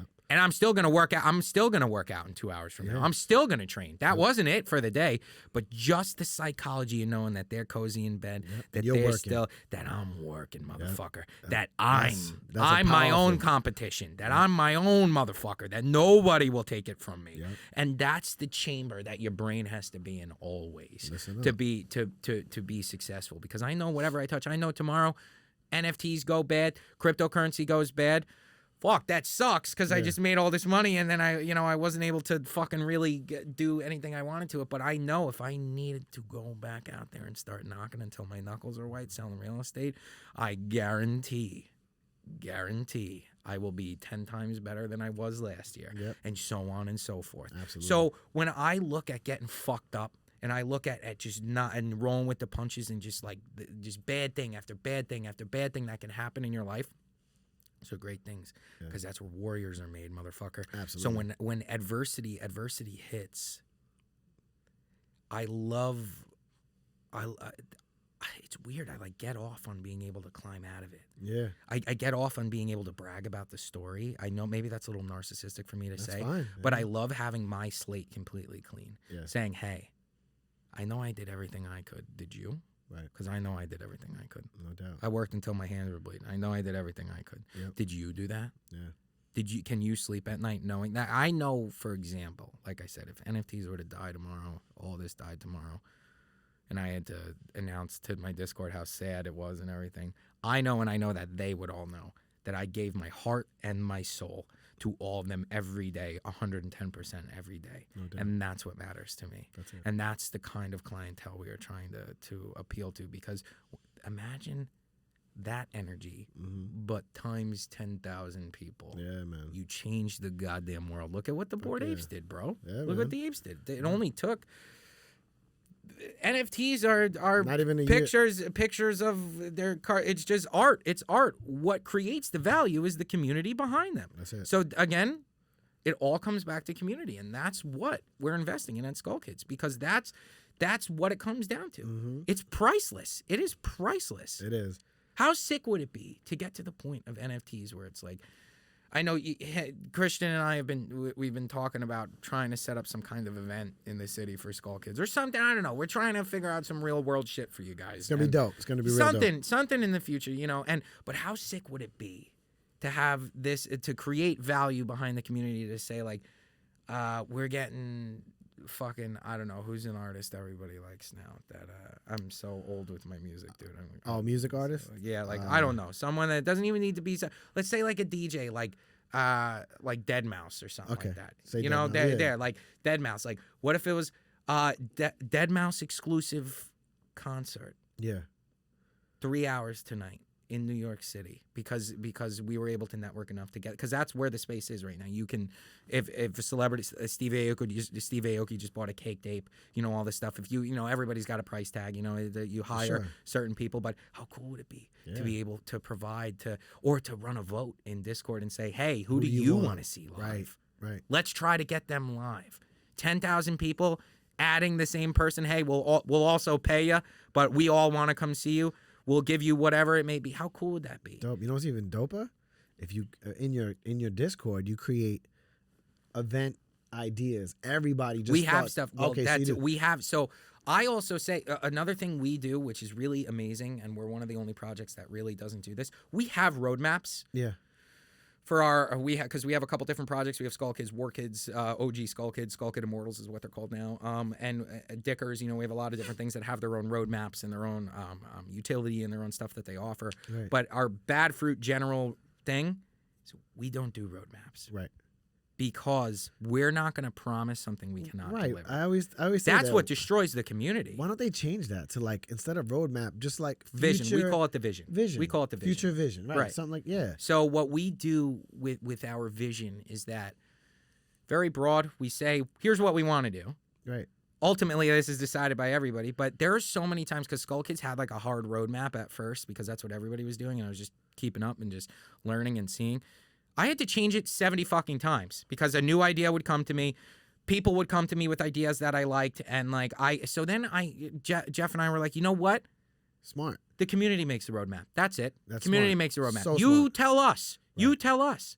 The concept what do you of a want? roadmap, I think, is going to fade. Maybe because it's unkept promises. It's like, and then it makes projects fucking fall. Right. And it's like, we don't trust them. We they should didn't just have through. a broad roadmap where it's like maybe once every summer, Skull Kids, maybe we rent some fucking camp upstate and we do a fun fucking beer Olympics for 3 days or some shit like that, where it's just adult water slides and just like just a party or some shit like that. Like, you guys decide that. Right. Like, what if we, because it's the community that will be the ones that not necessarily fund it, but keep that will put the asses in the seats. So it's like, because you don't want to wait for like the developer to say, oh, this event's gonna happen. Like, people want to go do things. Right.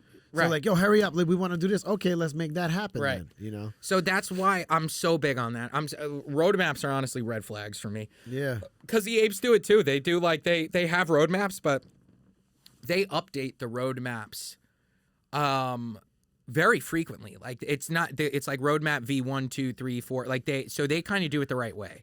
I just hate the word roadmap because it feels like it needs to be finite. And I don't know if that's just because I came... where I came up in the NFT space was like the NFT boom, dude. Like, it was like 10K projects, 5 of them dropping a day. Yeah. And like, people just weren't sure what was real, what was good, what wasn't, and like losing money left and right. Yep, that was me. And so you're right. And now it's way more tamed. Now it's, you know, really people learned. honed in. People learned. And I love that, because now instead of people like being like, oh, this is fake, I lost all this money, it's like, no, you just got with shitty people, unfortunately, because it's the Wild West. There's no governance. Nobody's looking at protecting this shit. Right. Or you didn't know who to speak to understand what you were doing. You were just kind of like, I can't wait to find out. I got to just learn on my own. So like right now, like the Bored Apes Discord, like if you were to buy in at the floor, which is fucking $250 minimum, $150,000. No, minimum now it's 104 ETH. ETH is like $2,700 today, so it's like probably like 300-400 grand to buy in.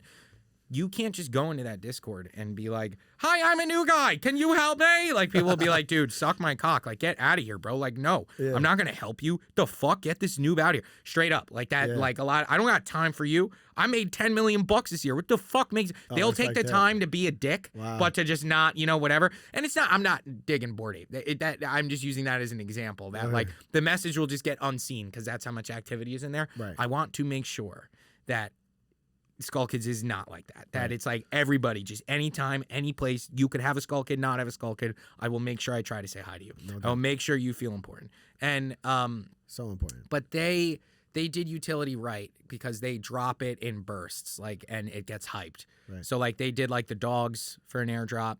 They did the mutants for an airdrop. Right. They did this new mobile game that like people were competing all fucking week for, like not sleeping like crazy shit to get the rewards that they then airdrop you. Like the number one reward, I think, not number one, but it was like a bong, a Bored Ape custom bong that they sent you. So everybody was like fighting for that. And like it's just, but that bong is probably worth like $5 million now because it's like the only fucking one. Like, and it just has this community behind it. Like, the guy would be an idiot if he tried to use it. You know, it's like you want to make sure that is. But let me ask you a question. Yeah, am I taking you off too far? No. So, do you plan on, which I think is cool, having some type of experience in the actual metaverse? Yeah, so I like all this, the talk of the metaverse.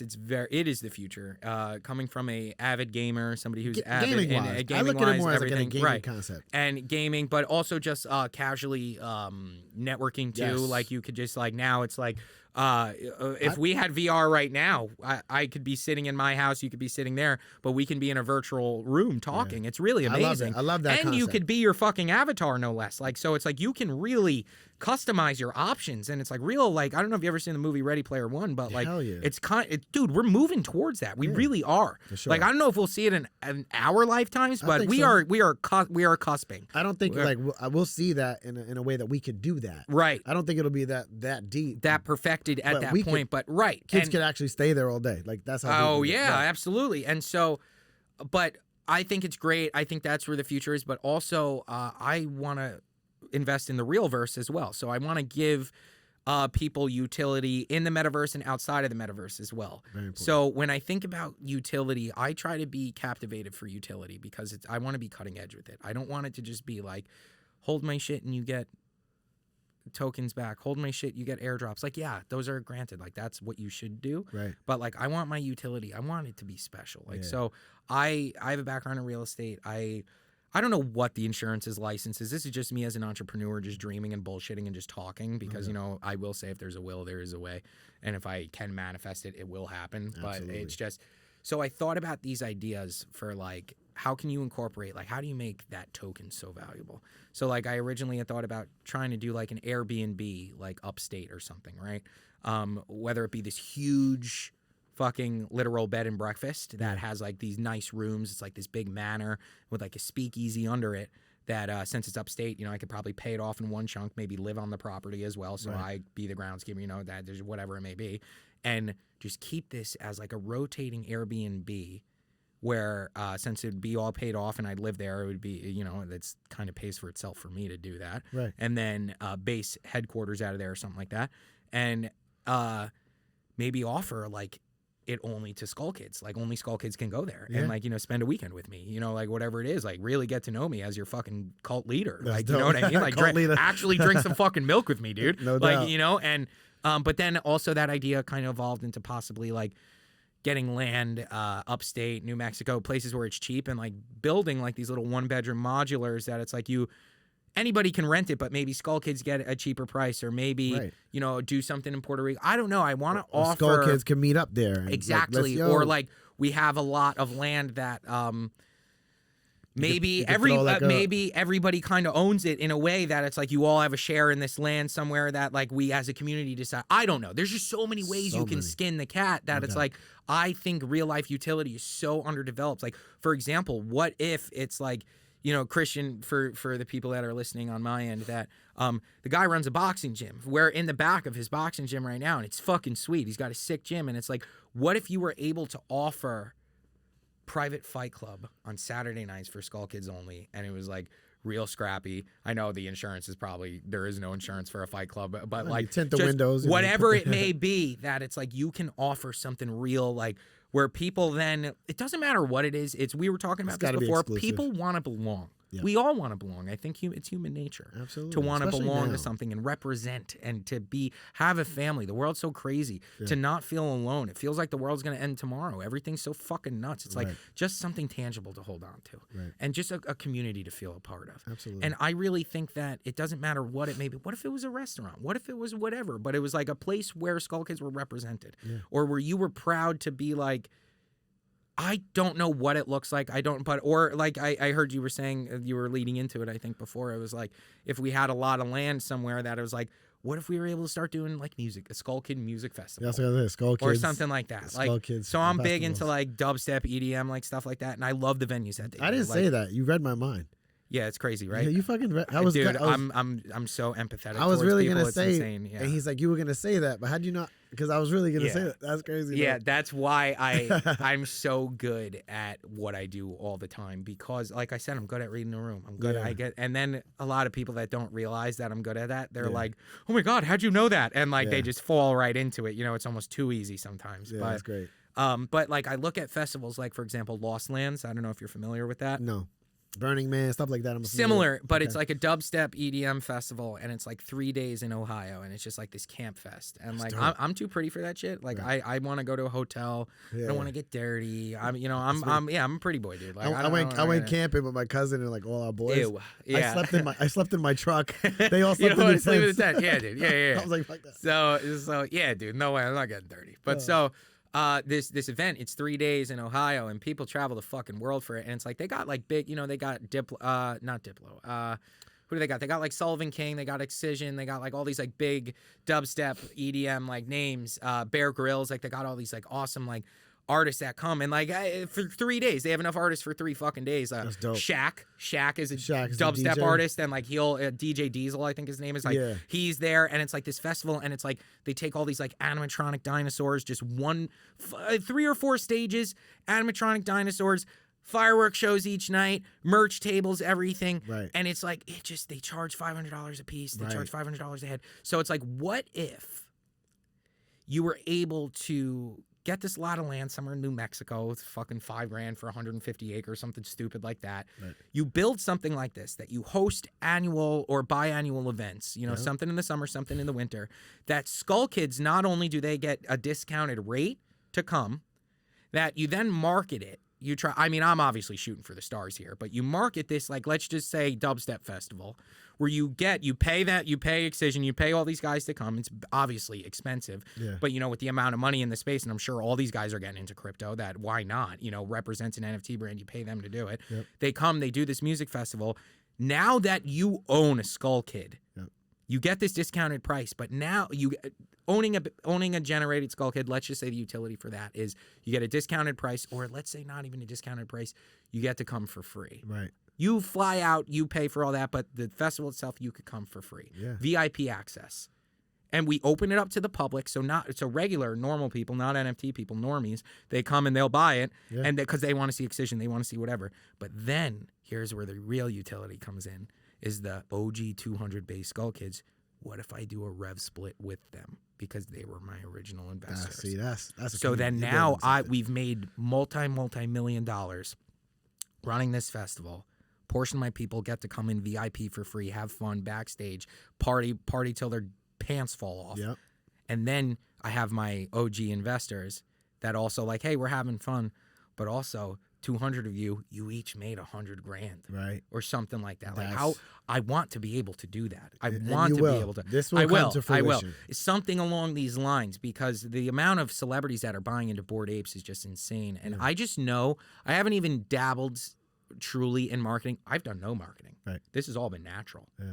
So I love marketing, I think I naturally market just everything I do, but like we haven't mapped out an exact campaign yet. And like, we're going to, Jeff and I actually have a call later today, because we're talking about utility and dates and stuff like that. No doubt. But if we're able to get, like I mentioned before, my Ferris Bueller luck that comes with me everywhere I go, no matter what I touch, I have to summon it for this right now, which I do. I will. It's I feel it. I smell it in the air. It's a hard thing to describe. I know. I know what you're saying. You know what I'm saying? You just everything. It's just it's all working. It all comes together, right? And I'm not sure what the end goal is, but I see it all wrapping together now. And with this Ferris Bueller luck I have, and at the right place, at the right time, with the right eyes, I have watched projects just go places. Yeah. And I know I'm one of these projects. And I've been. I have, I have people there. It's insane what happens. And to have this down the roadmap, or our vision, that's why I don't want to say roadmap. because I had that just crazy idea. I just made that up fucking now, dude. Yeah, no doubt. Like, and I don't want to shoot myself in the foot and say it, and then it never happens. Then it devalue your expectations from the people, and then the value goes down. Right. So I would rather go into like Discord, and this is what I'm talking about. Like have the. But who likes dubstep? Do we even like dubstep? It could be a hip hop concert. Do we want fucking rock and roll? Do we want Creed to make an appearance? I like Creed. Shameless. Love Creed. So like I people hate on them. Don't know why. But just like all of these different. They could those 200 OGs. They could eventually hold positions. Exactly. Like I want to do the marketing. Like you have freaking 100. I already do that with some of them. I have 2 guys that like they love the project. They're great with the project. So like I made them my community managers. Why not? Like I love people who love me. I love you too. No doubt. You want to start spreading the milk? They're the ones that are drinking the milk really. Yeah. That then like that's how you really make a cult, dude. Yeah. Is when you get other people vouching. Yeah. So I come not anymore. I come from a hyper religious background. My family's hyper fucking religious. Yeah. And I kind of walked away from it. I was the black sheep. I'm very into just like not that. Right. It's so hypocritical and it's so whatever. It just was such a turn off from me. Right. And I was always a bad kid. I just never wanted to get with it anyway. Right. You know, I was just like, no, dude, I like causing trouble. Like fuck that. So I like the little bad in me. But what I watched was I would watch a congregation of people say what we say when we say it, and then a bunch of people, all right, I'll say it. Yeah. I'll do it. And like they just, and this self-reflection, you're watching people just dematerialize themselves in they play some good music, and you get some guy that talks about how much of a piece of shit you are because you looked at porn 2 days ago and it makes people really malleable. Right. And then also what they do is they get these young guys in this leadership position that dress cool, and they're like, it's cool not to get laid. And it's like, or like, it's cool not to do drugs. Dude, don't smoke weed. And it's like, no.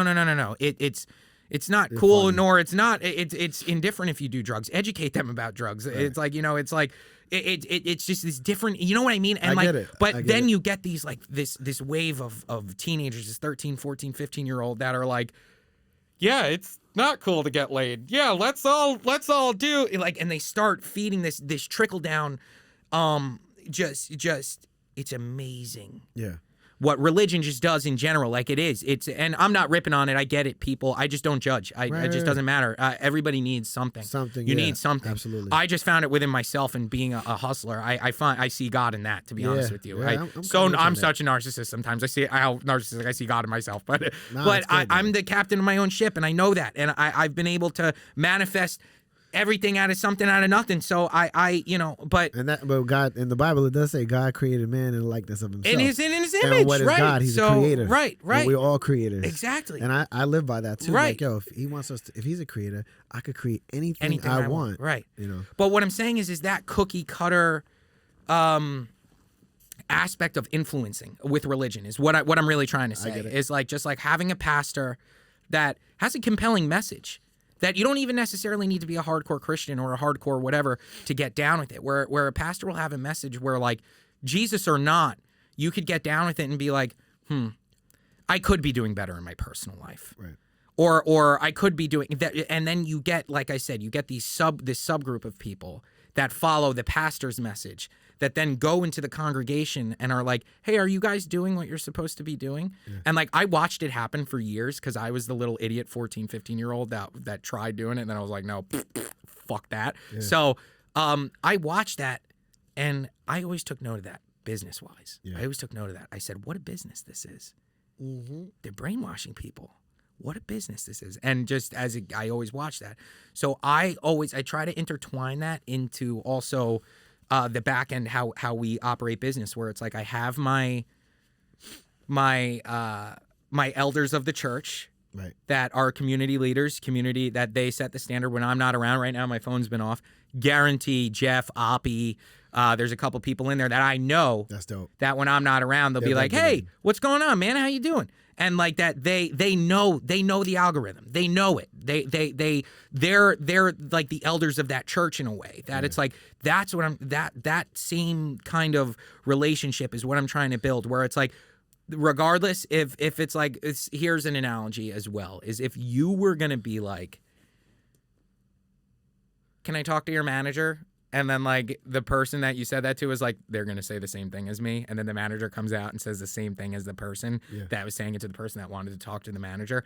That's what I'm trying to do. So it's just like getting this hive mind is I'm getting the hive mind that, and to be honest with you, it's gotten bigger than me. It's become bigger than me. It's just, I laid down the foundation of the brand, what I wanted it to represent. And you love it so much that you want to be a part of it all from God. A to Z. Absolutely. I see it. And dude, I'm in projects. And I'm like, why'd I get involved in this project? You can smell it. You can smell it a mile away. You can smell it. That's why it's like, there's another great But let me just say the reason why I was saying that is because I feel like your project is just it's dope because you are so passionate about it. Thank you. And like I can't wait to be a part of this. I'm glad I had you on here. Yeah. I'm not cutting. I'm just saying. Yeah. Because now I really truly understand. Your project is more than just an image. It's really truly you. Yes. And you embody just creativity, hustle. You embody everything you want when you buy into a project. You embody it. Right. Thank you. I believe you. It's not like you're bullshitting. Yeah, I believe absolutely. it. Thank you. Drinking the milk. Yeah, man. Drinking the milk. Yeah. This is dope. I appreciate it. And I look forward to how far you're gonna take this because I really see something. And I also believe, huge here. Yeah, Rome wasn't built in a day, dude. No, like red flags are when projects pump and dump right away. It's like I'm here for 20 years, dude. Yeah. Like even if the project doesn't sell out, you think I'm gonna rug you? No, we're gonna keep moving, baby. That's it. I'm selling. I'm doing podcasts. I'm doing more than just. You need stuff. a Skull Kids podcast. Relentless is basically what it is. That's what it Once is? a week we just talk about being an entrepreneur, what it takes in the space, and just developing the project. And do you bring in everybody involved eventually? I think that's big dope. Yeah, our community shows up, for it, and we try to branch out to other people and stuff too. But I just wanted to create a home for everybody. Yeah, I really wanted to make something special, and I did with the first couple Skull Kids. It was like a movie. I couldn't even explain to you. When I say making like 20 grand a week and like rubbing your eyes, looking at your phone, going like, God, like I don't even know what to do with all this fucking that's money, great, dude. man. Like That's great. So like it was just such a blessing, and like I had this in the cannon ready to fire. Right. This lifestyle brand. So my friends and I, our little street gang, we're known as the Defilers. Shout out Defilers. That we pollution to the environment is what we called ourselves growing up. Just so we were troublemakers, like I said, always just getting into naughty issues. Being kids, man. And so, but we were such a cast of characters that we almost like I know them so well that I know what they're gonna say before they say it. And same thing with me. So it's almost like a show. Right. So when we bring new people or they'll get a new girlfriend that comes around or somebody new that comes around, we have this song and dance that we sell to people that we do kind of like subliminally. We don't realize we're doing it, but it's like an Entourage kind of thing, like a Sopranos kind of thing where it's like they come to the dive bar. Now they're a cast on our show and we're the main characters. And you get these people that are like, oh my God, I can't believe they're doing this. Oh my God, this is so much fun to be around them. Did he just say that? Did they just do that? Like, are they really doing it? They are ridiculous. Did they just kiss? Why did they do that? Like, why did they, just like we are the main characters, right? And we sell this brand, this scrappy lifestyle brand of just loving the shit out of each other and just like not being too big for anybody, but just you fucking look at me wrong, I'm gonna take you the teeth out of your skull. I swear to God, that it's like so. Just that hustle, that movement, and just the like. Did you look at him? Don't fucking look at him. Look at me. Don't look at him. What the fuck? You look at him. You look at us. Like that. It's like funny. So when we put them. I'm starting to think you're not Puerto Rican. I think you're Italian. Dude, no, half Irish, half Puerto Rican. I grew up with. So my dad grew up on the west side of Long Island. That's where that comes from. Okay, so yeah. So I grew. Yeah. So right. that's where that comes from. That's great. Yeah, everybody says that. That's funny. And it's so funny. In my live spaces there was some guy last week who came in and he was like, hey, how you doing? I was like, all right, he's from New York. I was like, how you doing? Like when he came in, we immediately hit it off. But that's funny, man. So I just so we sell this lifestyle, and like what happens is like we'll get friends or some of the girlfriends, they don't make it past a year or two or whatever, and they're not a part of the show anymore. And you see it that they not only are breaking up with you or they're breaking up or the friend isn't being friends with you anymore. It's like they're like, well, well, aren't we all gonna do it again this weekend? We're like, no, not you anymore. Right, like you can't do right. this with us anymore. Like this is break this up is with fun. everybody. So I knew when I would see people's reactions to when it would be like when they were on the outside, no longer on the inside, like Yeah. with just the base crew, like with the just stupid growing up antics, just the little fucking gang that we I had. know all about it. Yeah. I knew, I was like, people will pay for this. People will pay for this lifestyle. Yeah. Like just this scrappy fun, like almost like what my friends and I have thought about, like having this business where like you pay us like $200 and we come and make your party fun. Yeah, like just yeah. like that's what we do. That's what's up. But there's a fine line where it's like the fun then turns into like A little crazy. violence. So like, you know, like I get like one of my friends rolls crazy jujitsu. One is like the second he drinks turns into like world champion boxer, Oh, man. but very good. So it's Yeah. like dangerous, you Right. know, like we'll split people's heads Oh open my at a God. bar. We're like, dude, stop it. Like, what the I don't fuck know. are you Is doing? this good for So your it's brand like- right now? Well, that's the thing is that it brings out like this scrappy group of people that are Right. kind of like, hey, like I fuck around too, you know, like I feel like I want to be on your show. Right. You know what I mean? Absolutely. Like, so on snow days, for example, like we'll build ramps and like put like gasoline on the ramp and light it with fire and shoot one of my friends through it. And like That's we'll dope. make a sick video about it, right? Right. And like think Some like Jackass Jackass. shit. Exactly. Yeah. You just took the words out of my mouth. Yeah. So like we grew up watching that. Yeah. And like we grew up wanting to be on that show. Right. Wanting to be friends with them. So that's because where it's it comes that from. their crew is like they just like they're so cool because they don't care. They run around in thongs and they just they're nuts. just They don't having give fun. a fuck. They're having fun. Look at them being crazy, butt chugging beer, fucking just doing psycho shit. Stuff that like people are like, oh my God, are they doing that? Right. Those guys are crazy. Like, you know. Nothing So- anybody would do. But so that's what we were that's what we simulated in our friend group. Right. And like people paid big time for it. They loved it. They were like, and we've all been friends since exciting. we were little kids. So it's like when I say it's like a show, Yeah. like we have each other, it's like rehearsed almost. Like, so I knew if I could bottle this little ooh-rah feeling with my buddies, excuse me, in a jar and sell it Yeah. to other friend groups and show them how to do it, Right. Got you. they would buy it No doubt. because we're fun. We're fun as fuck. Yeah. You know what I mean? Yeah. Absolutely. Like, and it's also a good feeling knowing you're the biggest dick in the locker room. Right. Like when the five of us are together and like we go out to a bar, like I said earlier, it's Yeah. like we have so much fun. Everybody wants to have fun. I don't want you to think that we're like that. It's like you looked at us wrong, motherfucker. don't You know, take like it- not like that at all. It's like always good time, always Yeah. a good time. But it's like people want to always be at that good time. Yeah. You know, like there'll be a part of the night. This actually happened a couple. I wasn't there for this, but they got a little bit too rowdy at a bar a couple nights ago, and they like to fight for fun. Like my friends like to fight for fun, so they'll go in the back, two of my buddies, and they'll just start rolling, like full on, like shit. wasted, but they'll be rolling Each other? yeah, and laughing and having a good time. Right. And then you start getting like the other dudes that know us, that grew up with us. They come out and they're a little scared, you know, because like my buddies like know how to roll, and they're like, "Oh, dude, that's pretty cool." Like you could see they want to be laughing, rolling. They want Right. to they want to be They want to get out of that show. playing fuck. They want to be in trouble. They want to be doing troublemaker shit. You know, I got one of my friends in a headlock on the ground while he's pulling butts out of his pocket, lighting a cigarette. You know, Yeah. people want that comedy. They want to be a part of that show, and so a little bit of that. Little bit of being the best that you can be. Yeah. Here, let me try to say this. Being the best you can be, but not being a weenie. Right. By being a little scrappy. Right. By not being like too cool for things. Yeah. You know what I mean? I get it. Like you never lose your scrappy edge, because when you lose your scrappy edge, that's when you get fat and you get fucking lazy. Yeah. So like don't lose your scrappy edge. Don't lose that. So I try to combine that scrappy, have fun with yourself, but don't be a fucking weenie. Yeah. But work hard for what you want and manifest what you want. But like never lose that the good troublemaker in you. Don't Right. lose your mischief, because That when keeps you you lose, young. it keeps you young. Exactly. young. You just took the words out of my mouth. When you lose the mischief, I tell you, when I'm a dad one day and I'm a husband one day, I hope I'm still mischievous and fun, Yeah. because I want my family to be fun like that. I want to be fun. You know what I mean? Like No, I I'm like want that them. with my kids. I want them to think like, oh, daddy's up to no good right now. You know what I mean? Like dad's doing something naughty right now. Right.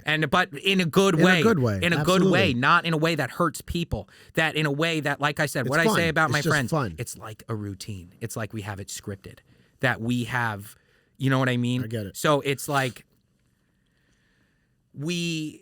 that's what I'm trying to sell is this it's a lifestyle. It's a scrappy, get up, be the best you can be, but also never stop moving and shaking. You never stop being scrappy. Because once you do, you get old, and then you turn around, you're like, where did the time go? Fuck, why did I do that? And then you kick yourself in the ass for stopping. Right. You know, Right. I know too many people like that. And that's why I come across people. I'm like, yo, don't ever, when you get in a relationship, people tend to, they fall off. Don't fall off, because that girl got with the guy that was moving and shaking and fun. All of a sudden, you gained weight. You're not fun anymore. That's not who I got involved with. Right. You get in the relationship, falls apart. I'm just saying, in general life, stay young. And like, I'm just feeding off what you're saying right now, because I'm in the same mindset.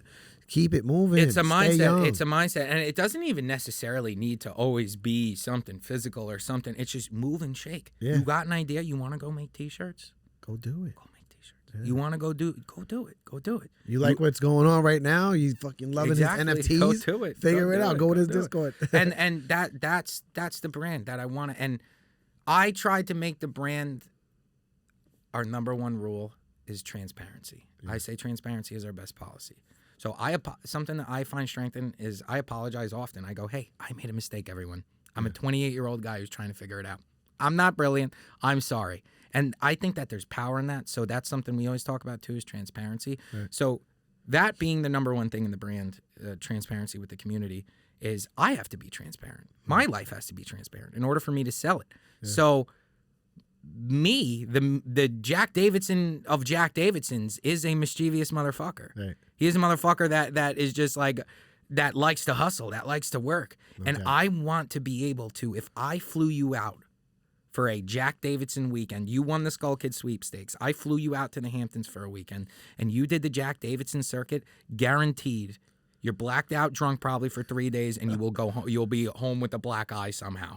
And it's like, but when you're home and you have the black eye and you're hungover on that plane, you're going to be like, that was the best weekend I ever fucking had. You know, and like, I want to be able to, when people go, no, that motherfucker's real. He talks the talk. He's not doing, you know, it's like, he's fun. Not a show. He's everything he says he is. Yeah. And the brand is everything the brand says it is. No doubt. It's just a scrappy, and I find with the hardworking, scrappy group of people who have nothing to lose, all those three things I just named, God, 10,000 of those, you can change the goddamn world. You build an army, bro. What? You build an army. Absolutely. So that's the synopsis of Skull Kids. And Bad Fruit, I should say, because Bad Fruit is the brand. That's me as the artist, because like I just said, I'm a bad piece of fruit. You know, like I'm a naughty little guy. It's like, I get it now. And that's why it's like I grew up graffitiing dicks, getting into trouble, just being a bad little piece of fruit, scrappy, just doing naughty shit, and just like, but ultimately just to get people to laugh and to get people to smile. No doubt. You know what I mean? That's good, man. That's good and stuff. like, so it's all comedy at the end of the day is why I bring it back to comedy. And like, that's why I think the story's powerful. It is because I went out there, I drew dicks, disgusting dicks, no less. If you have the balls to check out that project, Dickers NFT, it's a little gnarly. I went out there and I made, get out there and do it. Be the best version of yourself. And that's what we represent, and we do it. We do it. Yeah, we do it. I put in the hour every day. I see it, man. I see it. You know, since I met you, I only known you about 7 days now. Yeah, and I see your energy is it's always the same. You know? You know, our communication is always, you know, full of ideas, and you know, you live in it, bro. You're living it. And you know, I'm grateful. This is dope because, you know, I love this space. And I didn't even know this was going to turn out the way it did, but I really just got alpha, and I got the opportunity to interview the creator of Skull Kids. And crazy. You know, this is huge. Yeah. You know, because I know when I look back in a few months at this, and that project blew up, like I had the opportunity to have you on the show. So I want to say thank you. Thank you for, you know, sitting with me. Yeah. On someone you didn't even know, you never heard this podcast. Well, you know what it is like I said, real fucking recognizes real. No doubt. Could smell right away that you were an entrepreneur. I saw your sale rack. I knew right away. I was like, this guy's trying to move his old inventory. I could tell right away. I was like, this guy is always moving and shaking. Yep. Entrepreneur. Saw right away. No doubt. Right away. Saw the devilish smile. I was like, this guy knows how to sell. He's just like me. So then we immediately hit it off with that. And then I also saw the scrappy edge too. I saw that you what I saw is when you were conducting the class, I know that you walk the walk, that you talk the talk, that you would, if you wanted to, you would get in there and you would scrap with us if you wanted to. Yeah. That it wasn't you were bigger. So something I see in leadership, since I lead just such a big community, is that like something with leadership is there's this picture where it goes what a boss does and what a leader does. A boss,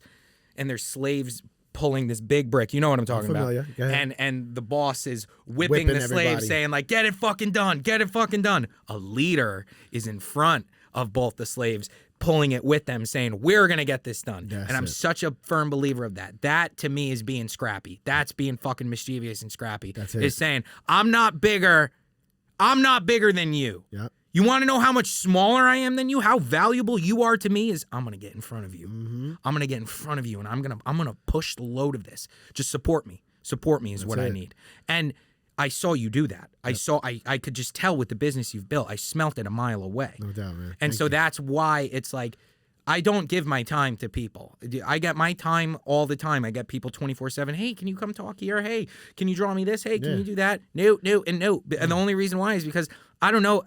What do you represent? Right. What do you represent? Because you gotta see value in it. Right. So that's why right away, 7 days. I mean, it feels like I've known you a lifetime already because it takes one to know one. So the guy that's like you, this is the project for you. Yeah. Where it's you're not afraid to get your hands dirty. You're not afraid to get scrappy. You're not afraid to be a little mischievous. You're not afraid to test the waters. Exactly. Because for me as an entrepreneur, I wouldn't have ever survived if I didn't do a million things, if I didn't keep being scrappy, if I didn't keep, I've had drone businesses, I've had camera businesses, real estate businesses, I've worked in surf shops, I've done everything. So many things. I've run social media. I've done anything I can do to try to make money, and when it didn't work, got back at it and tried something different. That's it. And like it was like, and just making businesses up, just seeing a demand for something and going out and doing it. That's right. And that's what it takes to be scrappy.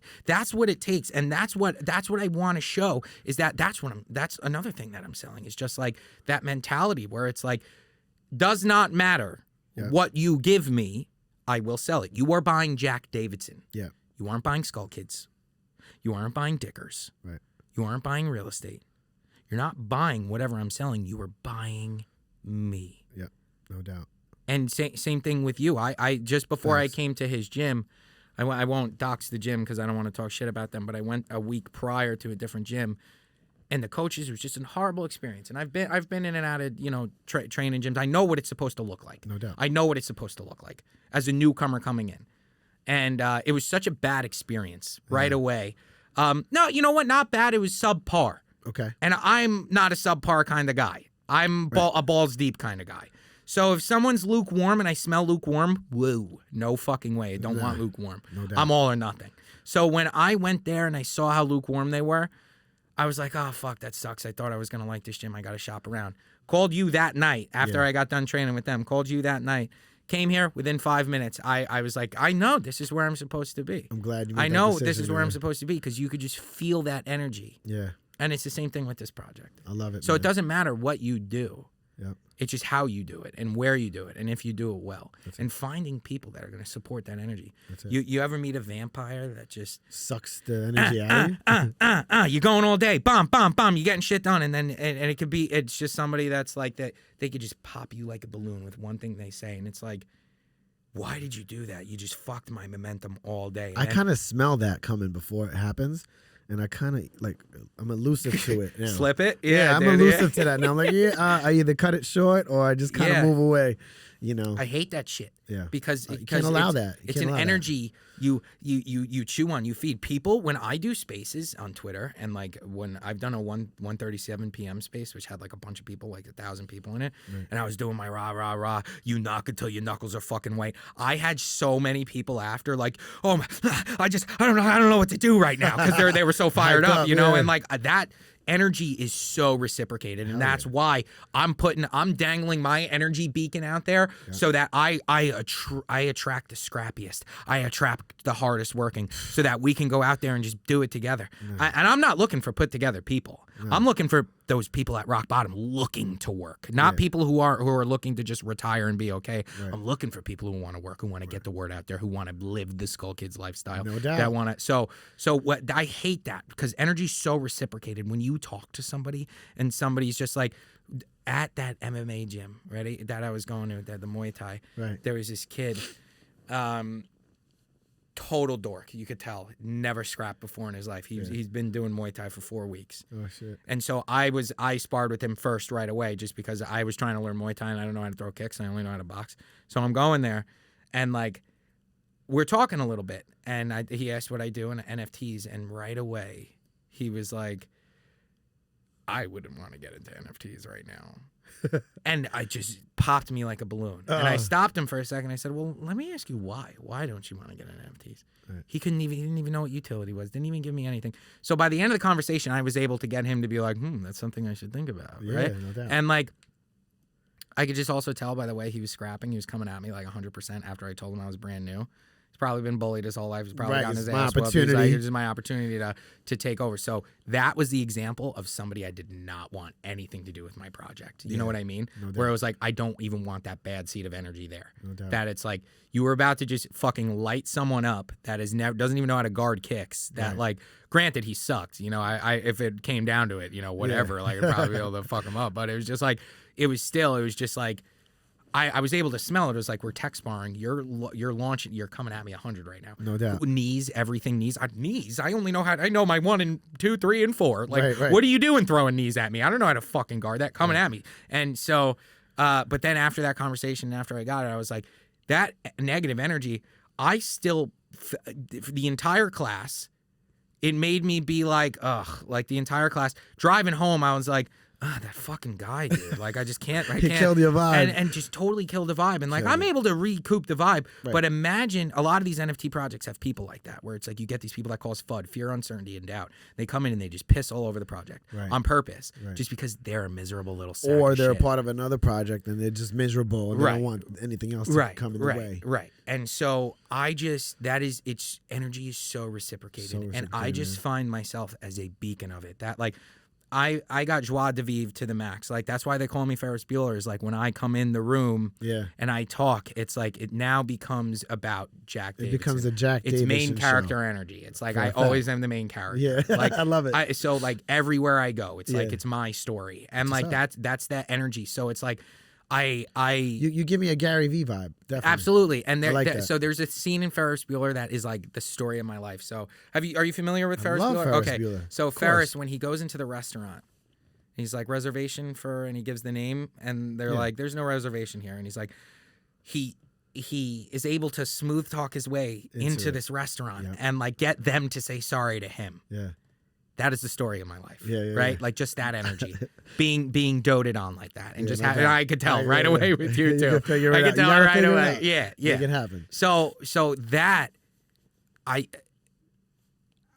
I'm just such a conduit for it, and people feed off of me. Right. They feed off of my teats. They get their energy from me. Right.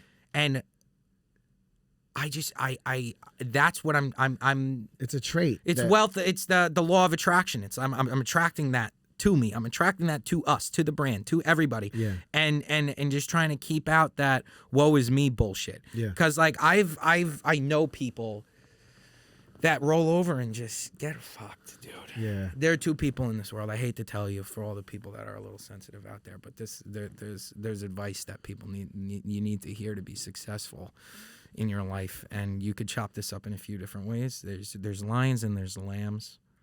There's people that fuck and there's people that get fucked. So it's up to you to do the fucking or to get fucked. And to be completely transparent, there needs to be both ends of the party. You can't have a world filled with lions. Right. You can't have a full world filled with lambs. You can't. There has to be, but there is 2 types of people. It's A and B. Mm-hmm. Fucked or get fucked. Yeah. And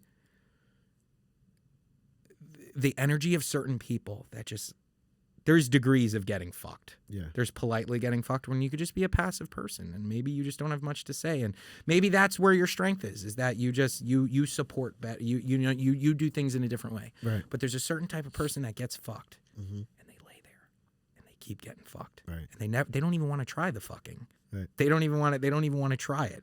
They just, why bother? Okay. I'm just going to be here. Right. This is it. I just want to exist. I'm okay with this. I don't care about anything that happens. And it's like, dude, like, let me break this down for you. We're on a floating rock in space. We are hairless chimps on a floating rock in space that fight over a green piece of paper. Right? I'm going to really dumb this down for you all. Mm-hmm. We're on a floating rock in the middle of fucking space. Okay? It's an anomaly that we're even alive. We think we're the only things out there, right? Like, that's how big our assholes are, is that we think we're the only whatever out there, right? But hairless chimps on a floating rock in space is what we are at the end of the day, right? Yep. So my dad, your dad, your dad's dad, your dad's dad's dad is a 1 in a billion chance that sperm cell met that egg. That's right. And then on top of that, you're a 1 in a billion chance sperm cell that hit that egg. So add that with being a hairless chimp on a floating rock in space that is exactly close enough from the sun that we can breathe air and survive. Yeah. You are a fucking miracle. You are a goddamn fucking miracle. That's right. If you, even just from a completely scientific perspective, if you really want to break it down. Mm-hmm. Like if you don't believe in, I don't know what you believe in, I don't know what it may be, but from a scientific standpoint, goddamn, you were the one sperm cell out of a billion. Yeah. That hit it, and your dad's dad. So you are literally an anomaly. When you think about the math, you shouldn't even know what the sky looks like. Right. There shouldn't even be a sky when you think about it. The fact that we're here. So when you think about stuff like that, and you're gonna sit there and get fucked all day, and you're gonna be in your own bag, and you're gonna be so upset about little things, and you're gonna let things get in your way, and you're just gonna roll over, and you're gonna take no for an answer. You're not going to knock on that next door. You're not going to knock until your fucking knuckles are white. You're not going to get out there and be the best fucking version of yourself that you can be. You're going to sit there and try none of the fucking. I want nothing to do with you as a person. I'm sorry. Right. I'm sorry.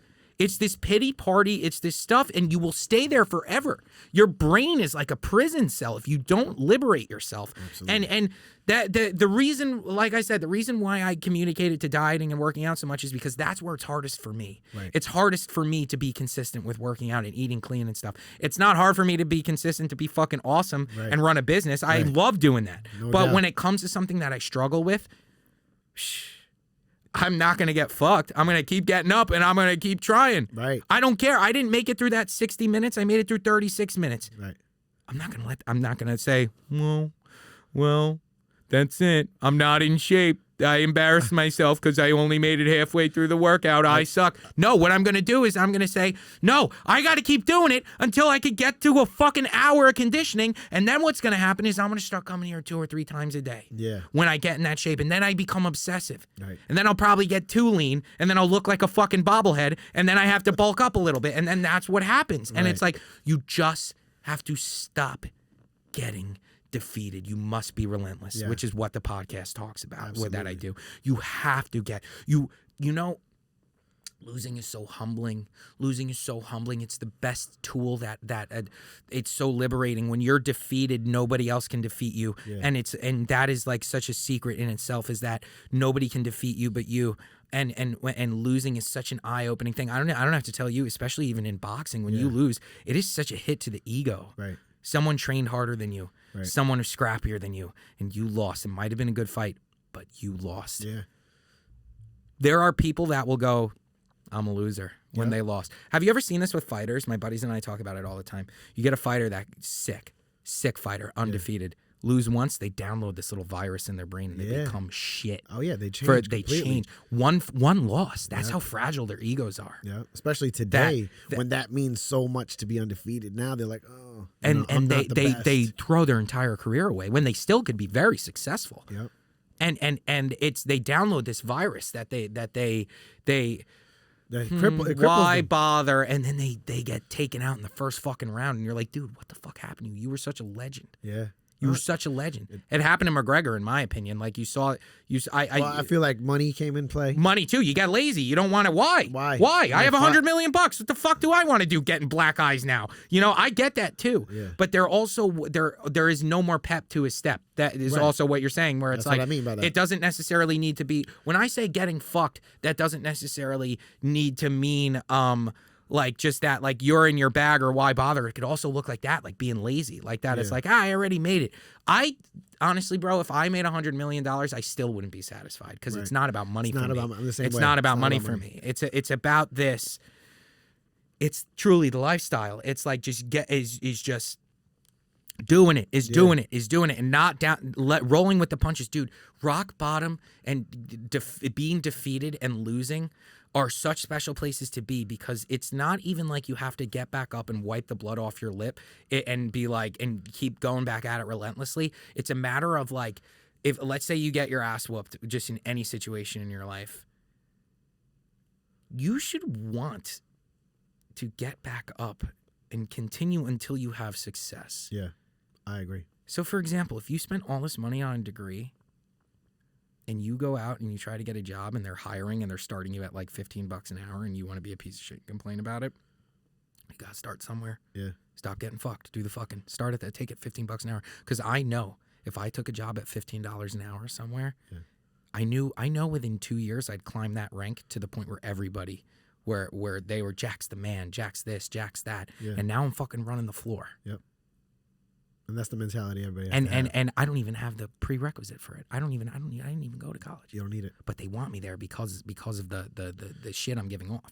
No doubt. And I just think that we as a culture have to start adapting to that. We have to roll with the punches. Mm-hmm. We have to stop being fucked. You have to start doing the fucking. Absolutely. And doing the fucking doesn't mean you fuck somebody over or fuck anything over. It just means you take control. It's being in control of yourself. Being creative in the moment. And just never, and just, you know, I think about guys that, or people that just, there are people that I came up with in this space with the NFT projects that they weren't as successful as me. Right. And they would ask me, how'd you do it? How'd you do it? And I was like, dude, I dreamed it. That's how I did it. I know it sounds corny, but I manifested this in my brain. I visualized and I obsessed. I worked 18 hours a day until my calluses on my fucking fingers and just until I got so stoned one time I ate way too many edibles one night after I was trying to go to bed after doing that crazy summer work circuit. Right. And I did a little bit too much. And it was the last day of Skull Kids. It was like towards the end of it. So I was like trying to relax. I was going to take a couple weeks off. And I would close my eyes, and I was so stoned on this fucking edible that I saw the outline of the Skull Kid burned in my retina when I closed my eyes. Wow. And I was like, dude, that's how much I've been working. That's dope. That this is the first time. It took 75 milligrams of edibles to get me to go to bed, which is a lot. And I was sitting there. It took that much to finally shut me down. That's how relentless I was. You couldn't even put me to sleep, motherfucker. Yeah. You couldn't knock me out if you tried. And then when I finally shut my eyes, the outline was burned in my goddamn retina. And I was so stoned, I was like panicking. I was like, oh my God, I did eye damage to myself. Like I was paranoid. Yeah. But I thought to myself, I was like, I caused personal damage to my eyeballs because that's how much I want to fucking win. And that's when you win. And that's when you win. That's when you win. That's when you win. Good for you. I love it. And so that's what it's all about. It's just living in conviction of what you're doing. Yes, and you were convicted. Ooh, that's the fucking word, motherfucker. Convicted. That's it right there. Is being convicted. Yes. Is calling yourself out. Because the most growth I had in my life, because there was a season in my life where I blamed everybody. Right. I blamed everybody. I've had hard experiences in my life. My family situation sucks. I've been on my own for a long time. It's been tough. Right. I've had to scrap to get by. I used to sleep in Starbucks bathrooms when I was a fucking kid, dude. Wow. Like, it's been tough. Right. It's been fucking tough. And there have been times where I've rolled over and I've gotten fucked. I'm not saying I do the fucking all the time, but it's a matter of to know what fuck exactly, meant. Exactly. And it becomes this conviction where I got into this blame game, where I became a real asshole for years because I would blame everybody in my life but me. Right. And then you realize I had this aha moment where everything I was doing in my life, I was hitting a cap. I was hitting a cap. And I was like, why is this happening? Why is this happening? is because it is me. It is the only reason. It is me. Yeah. Because I'm the one, here we go, back around. I'm the one still drinking apple juice at midnight. Yeah. I'm the one that didn't go to the gym for 4 months. Yeah. I'm the one that didn't start the business for the guy out there who's trying to make the t-shirt business. I'm the one that decided to put it off another day. Yeah. I'm the one that didn't do that. Then when I had that realization, or how I'd realize sometimes I would talk to my significant others, and I would check myself, and I'd be like, once I started hearing myself and thinking about what a champion really looks like, and what a winner really looks like, what an alpha looks like, what the big dick in the locker room looks like, doesn't look like somebody like that. Right. And then I started thinking about that how can I ever be successful if I'm not even successful to myself, if I don't even respect myself, where it'd be like I would respond so poorly to people. Yeah. I would take things so personally. I'd be so defensive. I would do all these fucking things. And when I had that dematerialization of like myself, like I had that like I don't even know how to say that word. I can never pronounce it. Existential crisis or whatever it is. Okay. Where it was just like I had that reality where it's like I am a hairless chimp floating on a rock in space. Yeah. It's a blessing to be alive, and I'm treating people like shitty. I'm blaming myself. I got one shot, motherfucker. Yeah, man. I got one shot, motherfucker. I gotta do this for me. Yeah. So then I started checking the way I talk to people. And when I started doing that, I started checking myself. I started seeing my life from like a third person point of view. And so now it's always a conversation with myself before I speak. Yeah. Hey, Jack, maybe let's not approach this situation this way. We start to analyze Hey, they didn't deserve that. You shouldn't have said that to them. And when it's not, I have my moments, and then I immediately will be like, I am so sorry. Let me apologize first, because I responded emotionally, and I'm so sorry I talked to you that way. I really, really am. And I don't think I could get through my day without you accepting my apology, because I really messed up. Right. And I find that 90% of our population blames everybody else but themselves. Right. And that you are the only thing holding you back. You are the only thing holding you back. And I get everybody has prior obligations, and you don't, you got your own stuff and your own story and your own things to figure out, but it starts with you, and it starts by almost like a death of self in a way. Yeah. I know what you're saying. Self-awareness, just being self-aware. Reflect, and then it becomes contagious. People then start, how'd you do it, dude? Yeah. How'd you do it? I just broke down myself. Stop. And then I put it back together the way I really envisioned who I wanted to be. I hear this quote all the time. It's phenomenal. It talks about be the person you needed when you were a kid. Yeah. How powerful is that? So I think about it all the time. When I was a little kid, I was an overweight kid growing up. Single mom, dad in and out. Mom married a new guy, and they don't, it's a shitty situation. The whole thing sucks, toxic. I'm just being just mindful of just them if they hear it, right. Whatever. So I could get into it another time. Yeah. But I find that it was tough.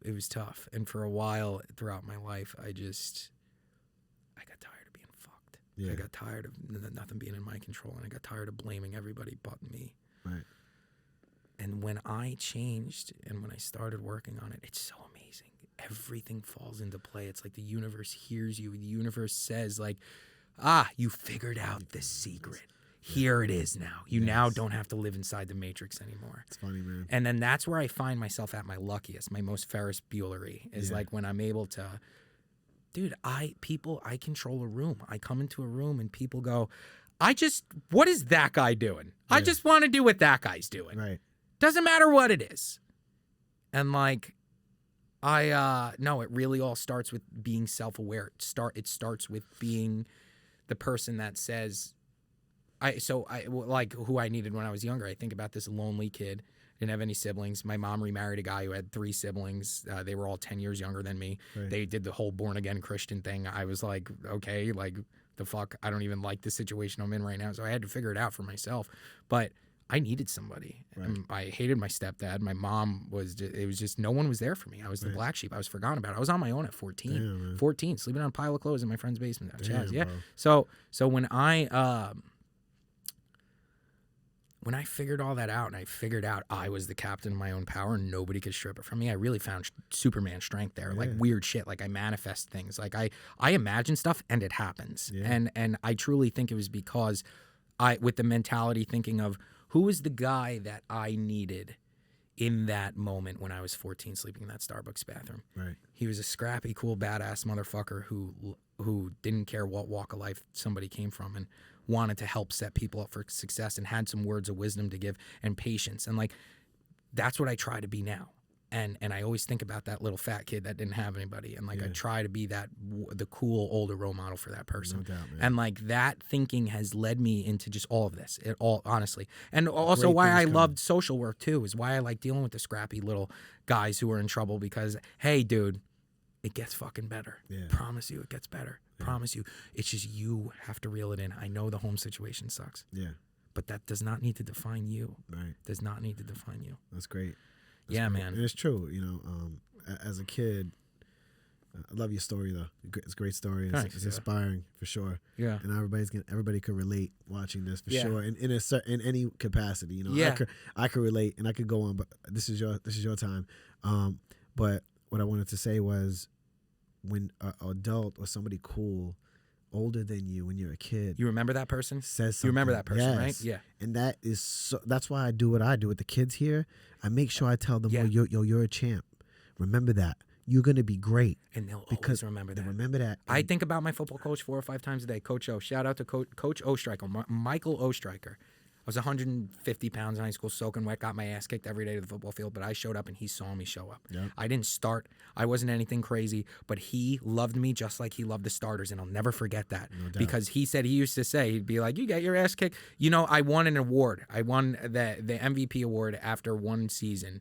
It was and the guy who was giving the speech, I had my head down. I wasn't even paying attention because I figured I wasn't getting an award. And that one of the coaches was doing a speech. He goes, to the kid who comes here and gets his ass kicked every day. That's what they said. Yeah. The tiniest guy on the team. He gets up after every play. He runs the ball every play just to get his ass beat. Yep. Jack Davidson, can you come up? I said, me? Yeah, man. What, dude? And I got the award for resilience. No doubt. For resilience, for Huge. getting my ass beat. I was the target. They would hand me the ball just to get my ass kicked all day. I never got game time. And I just always think about my coach at that period of time, because he never made me feel valueless, and I didn't even really play. Right. I didn't even really play. I was a skinny little kid. I didn't have anything. I had no oomph. I was scared of contact. My dad never taught me. That's why I took up fighting. Yeah. In my late teens and early 20s, because I was tired of being a bitch. I was tired of not learning how to defend myself. I was tired of just being scared of, you know, and then I ended up liking it. It was something that was lacking in my life. But I think about him all the time, man, because he really made me feel so valuable. No doubt, man. And he taught me what it took to be a man too, because I didn't have role models in my life. And he taught me. He said, like, I remember it was the first time I ever did conditioning or worked out. And I remember so many times wanting to just give up and like not really even realizing what I was doing, still learning how, you know, working out worked. And you just hearing him be like, if you can breathe, you got one more in you. Right. If you can sing right now while you're doing push-ups, you got one more in you. And to this day, when I'm doing push-ups, I'll go, Mary had a little lamb. And if I can sing, I know I'm not working hard enough. And I know it because he taught me that. That's what's up. And he was the coolest dude. So now, to this day, I'm fucking 30 years old, dude. And I hear my fucking, how corny is that? I hear my high school football coach. I hear him when I'm working out. One more. Can you sing? If you can sing, you can run another lap. Right. When you can't sing, when you're that tired, that's when you get a break, boy. Right. When you throw up, that's when you get a break. Absolutely. You're here to work. You're here to work. That's and great. I hear that, and it gets me through it. And I didn't have a dad that did that. Right. I didn't have somebody that did that.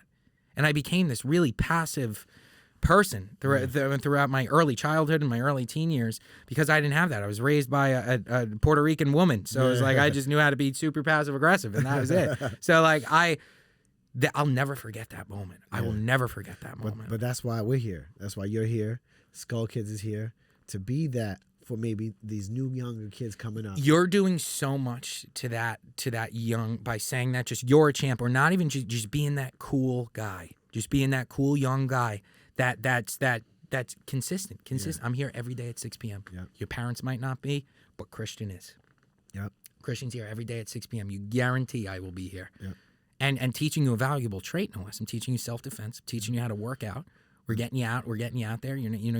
It does a lot to young minds. How to live that champ life. Yes. You know, keeping that champion mindset. I can be great.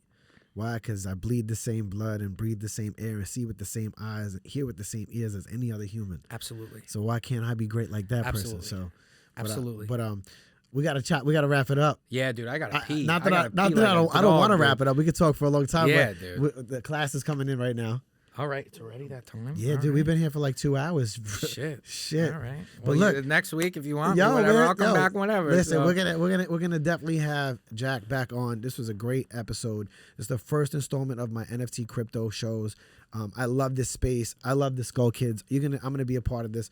I'll be in the Discord too. If you guys want to get involved, which I know you do because it's a must, follow Jack Davidson.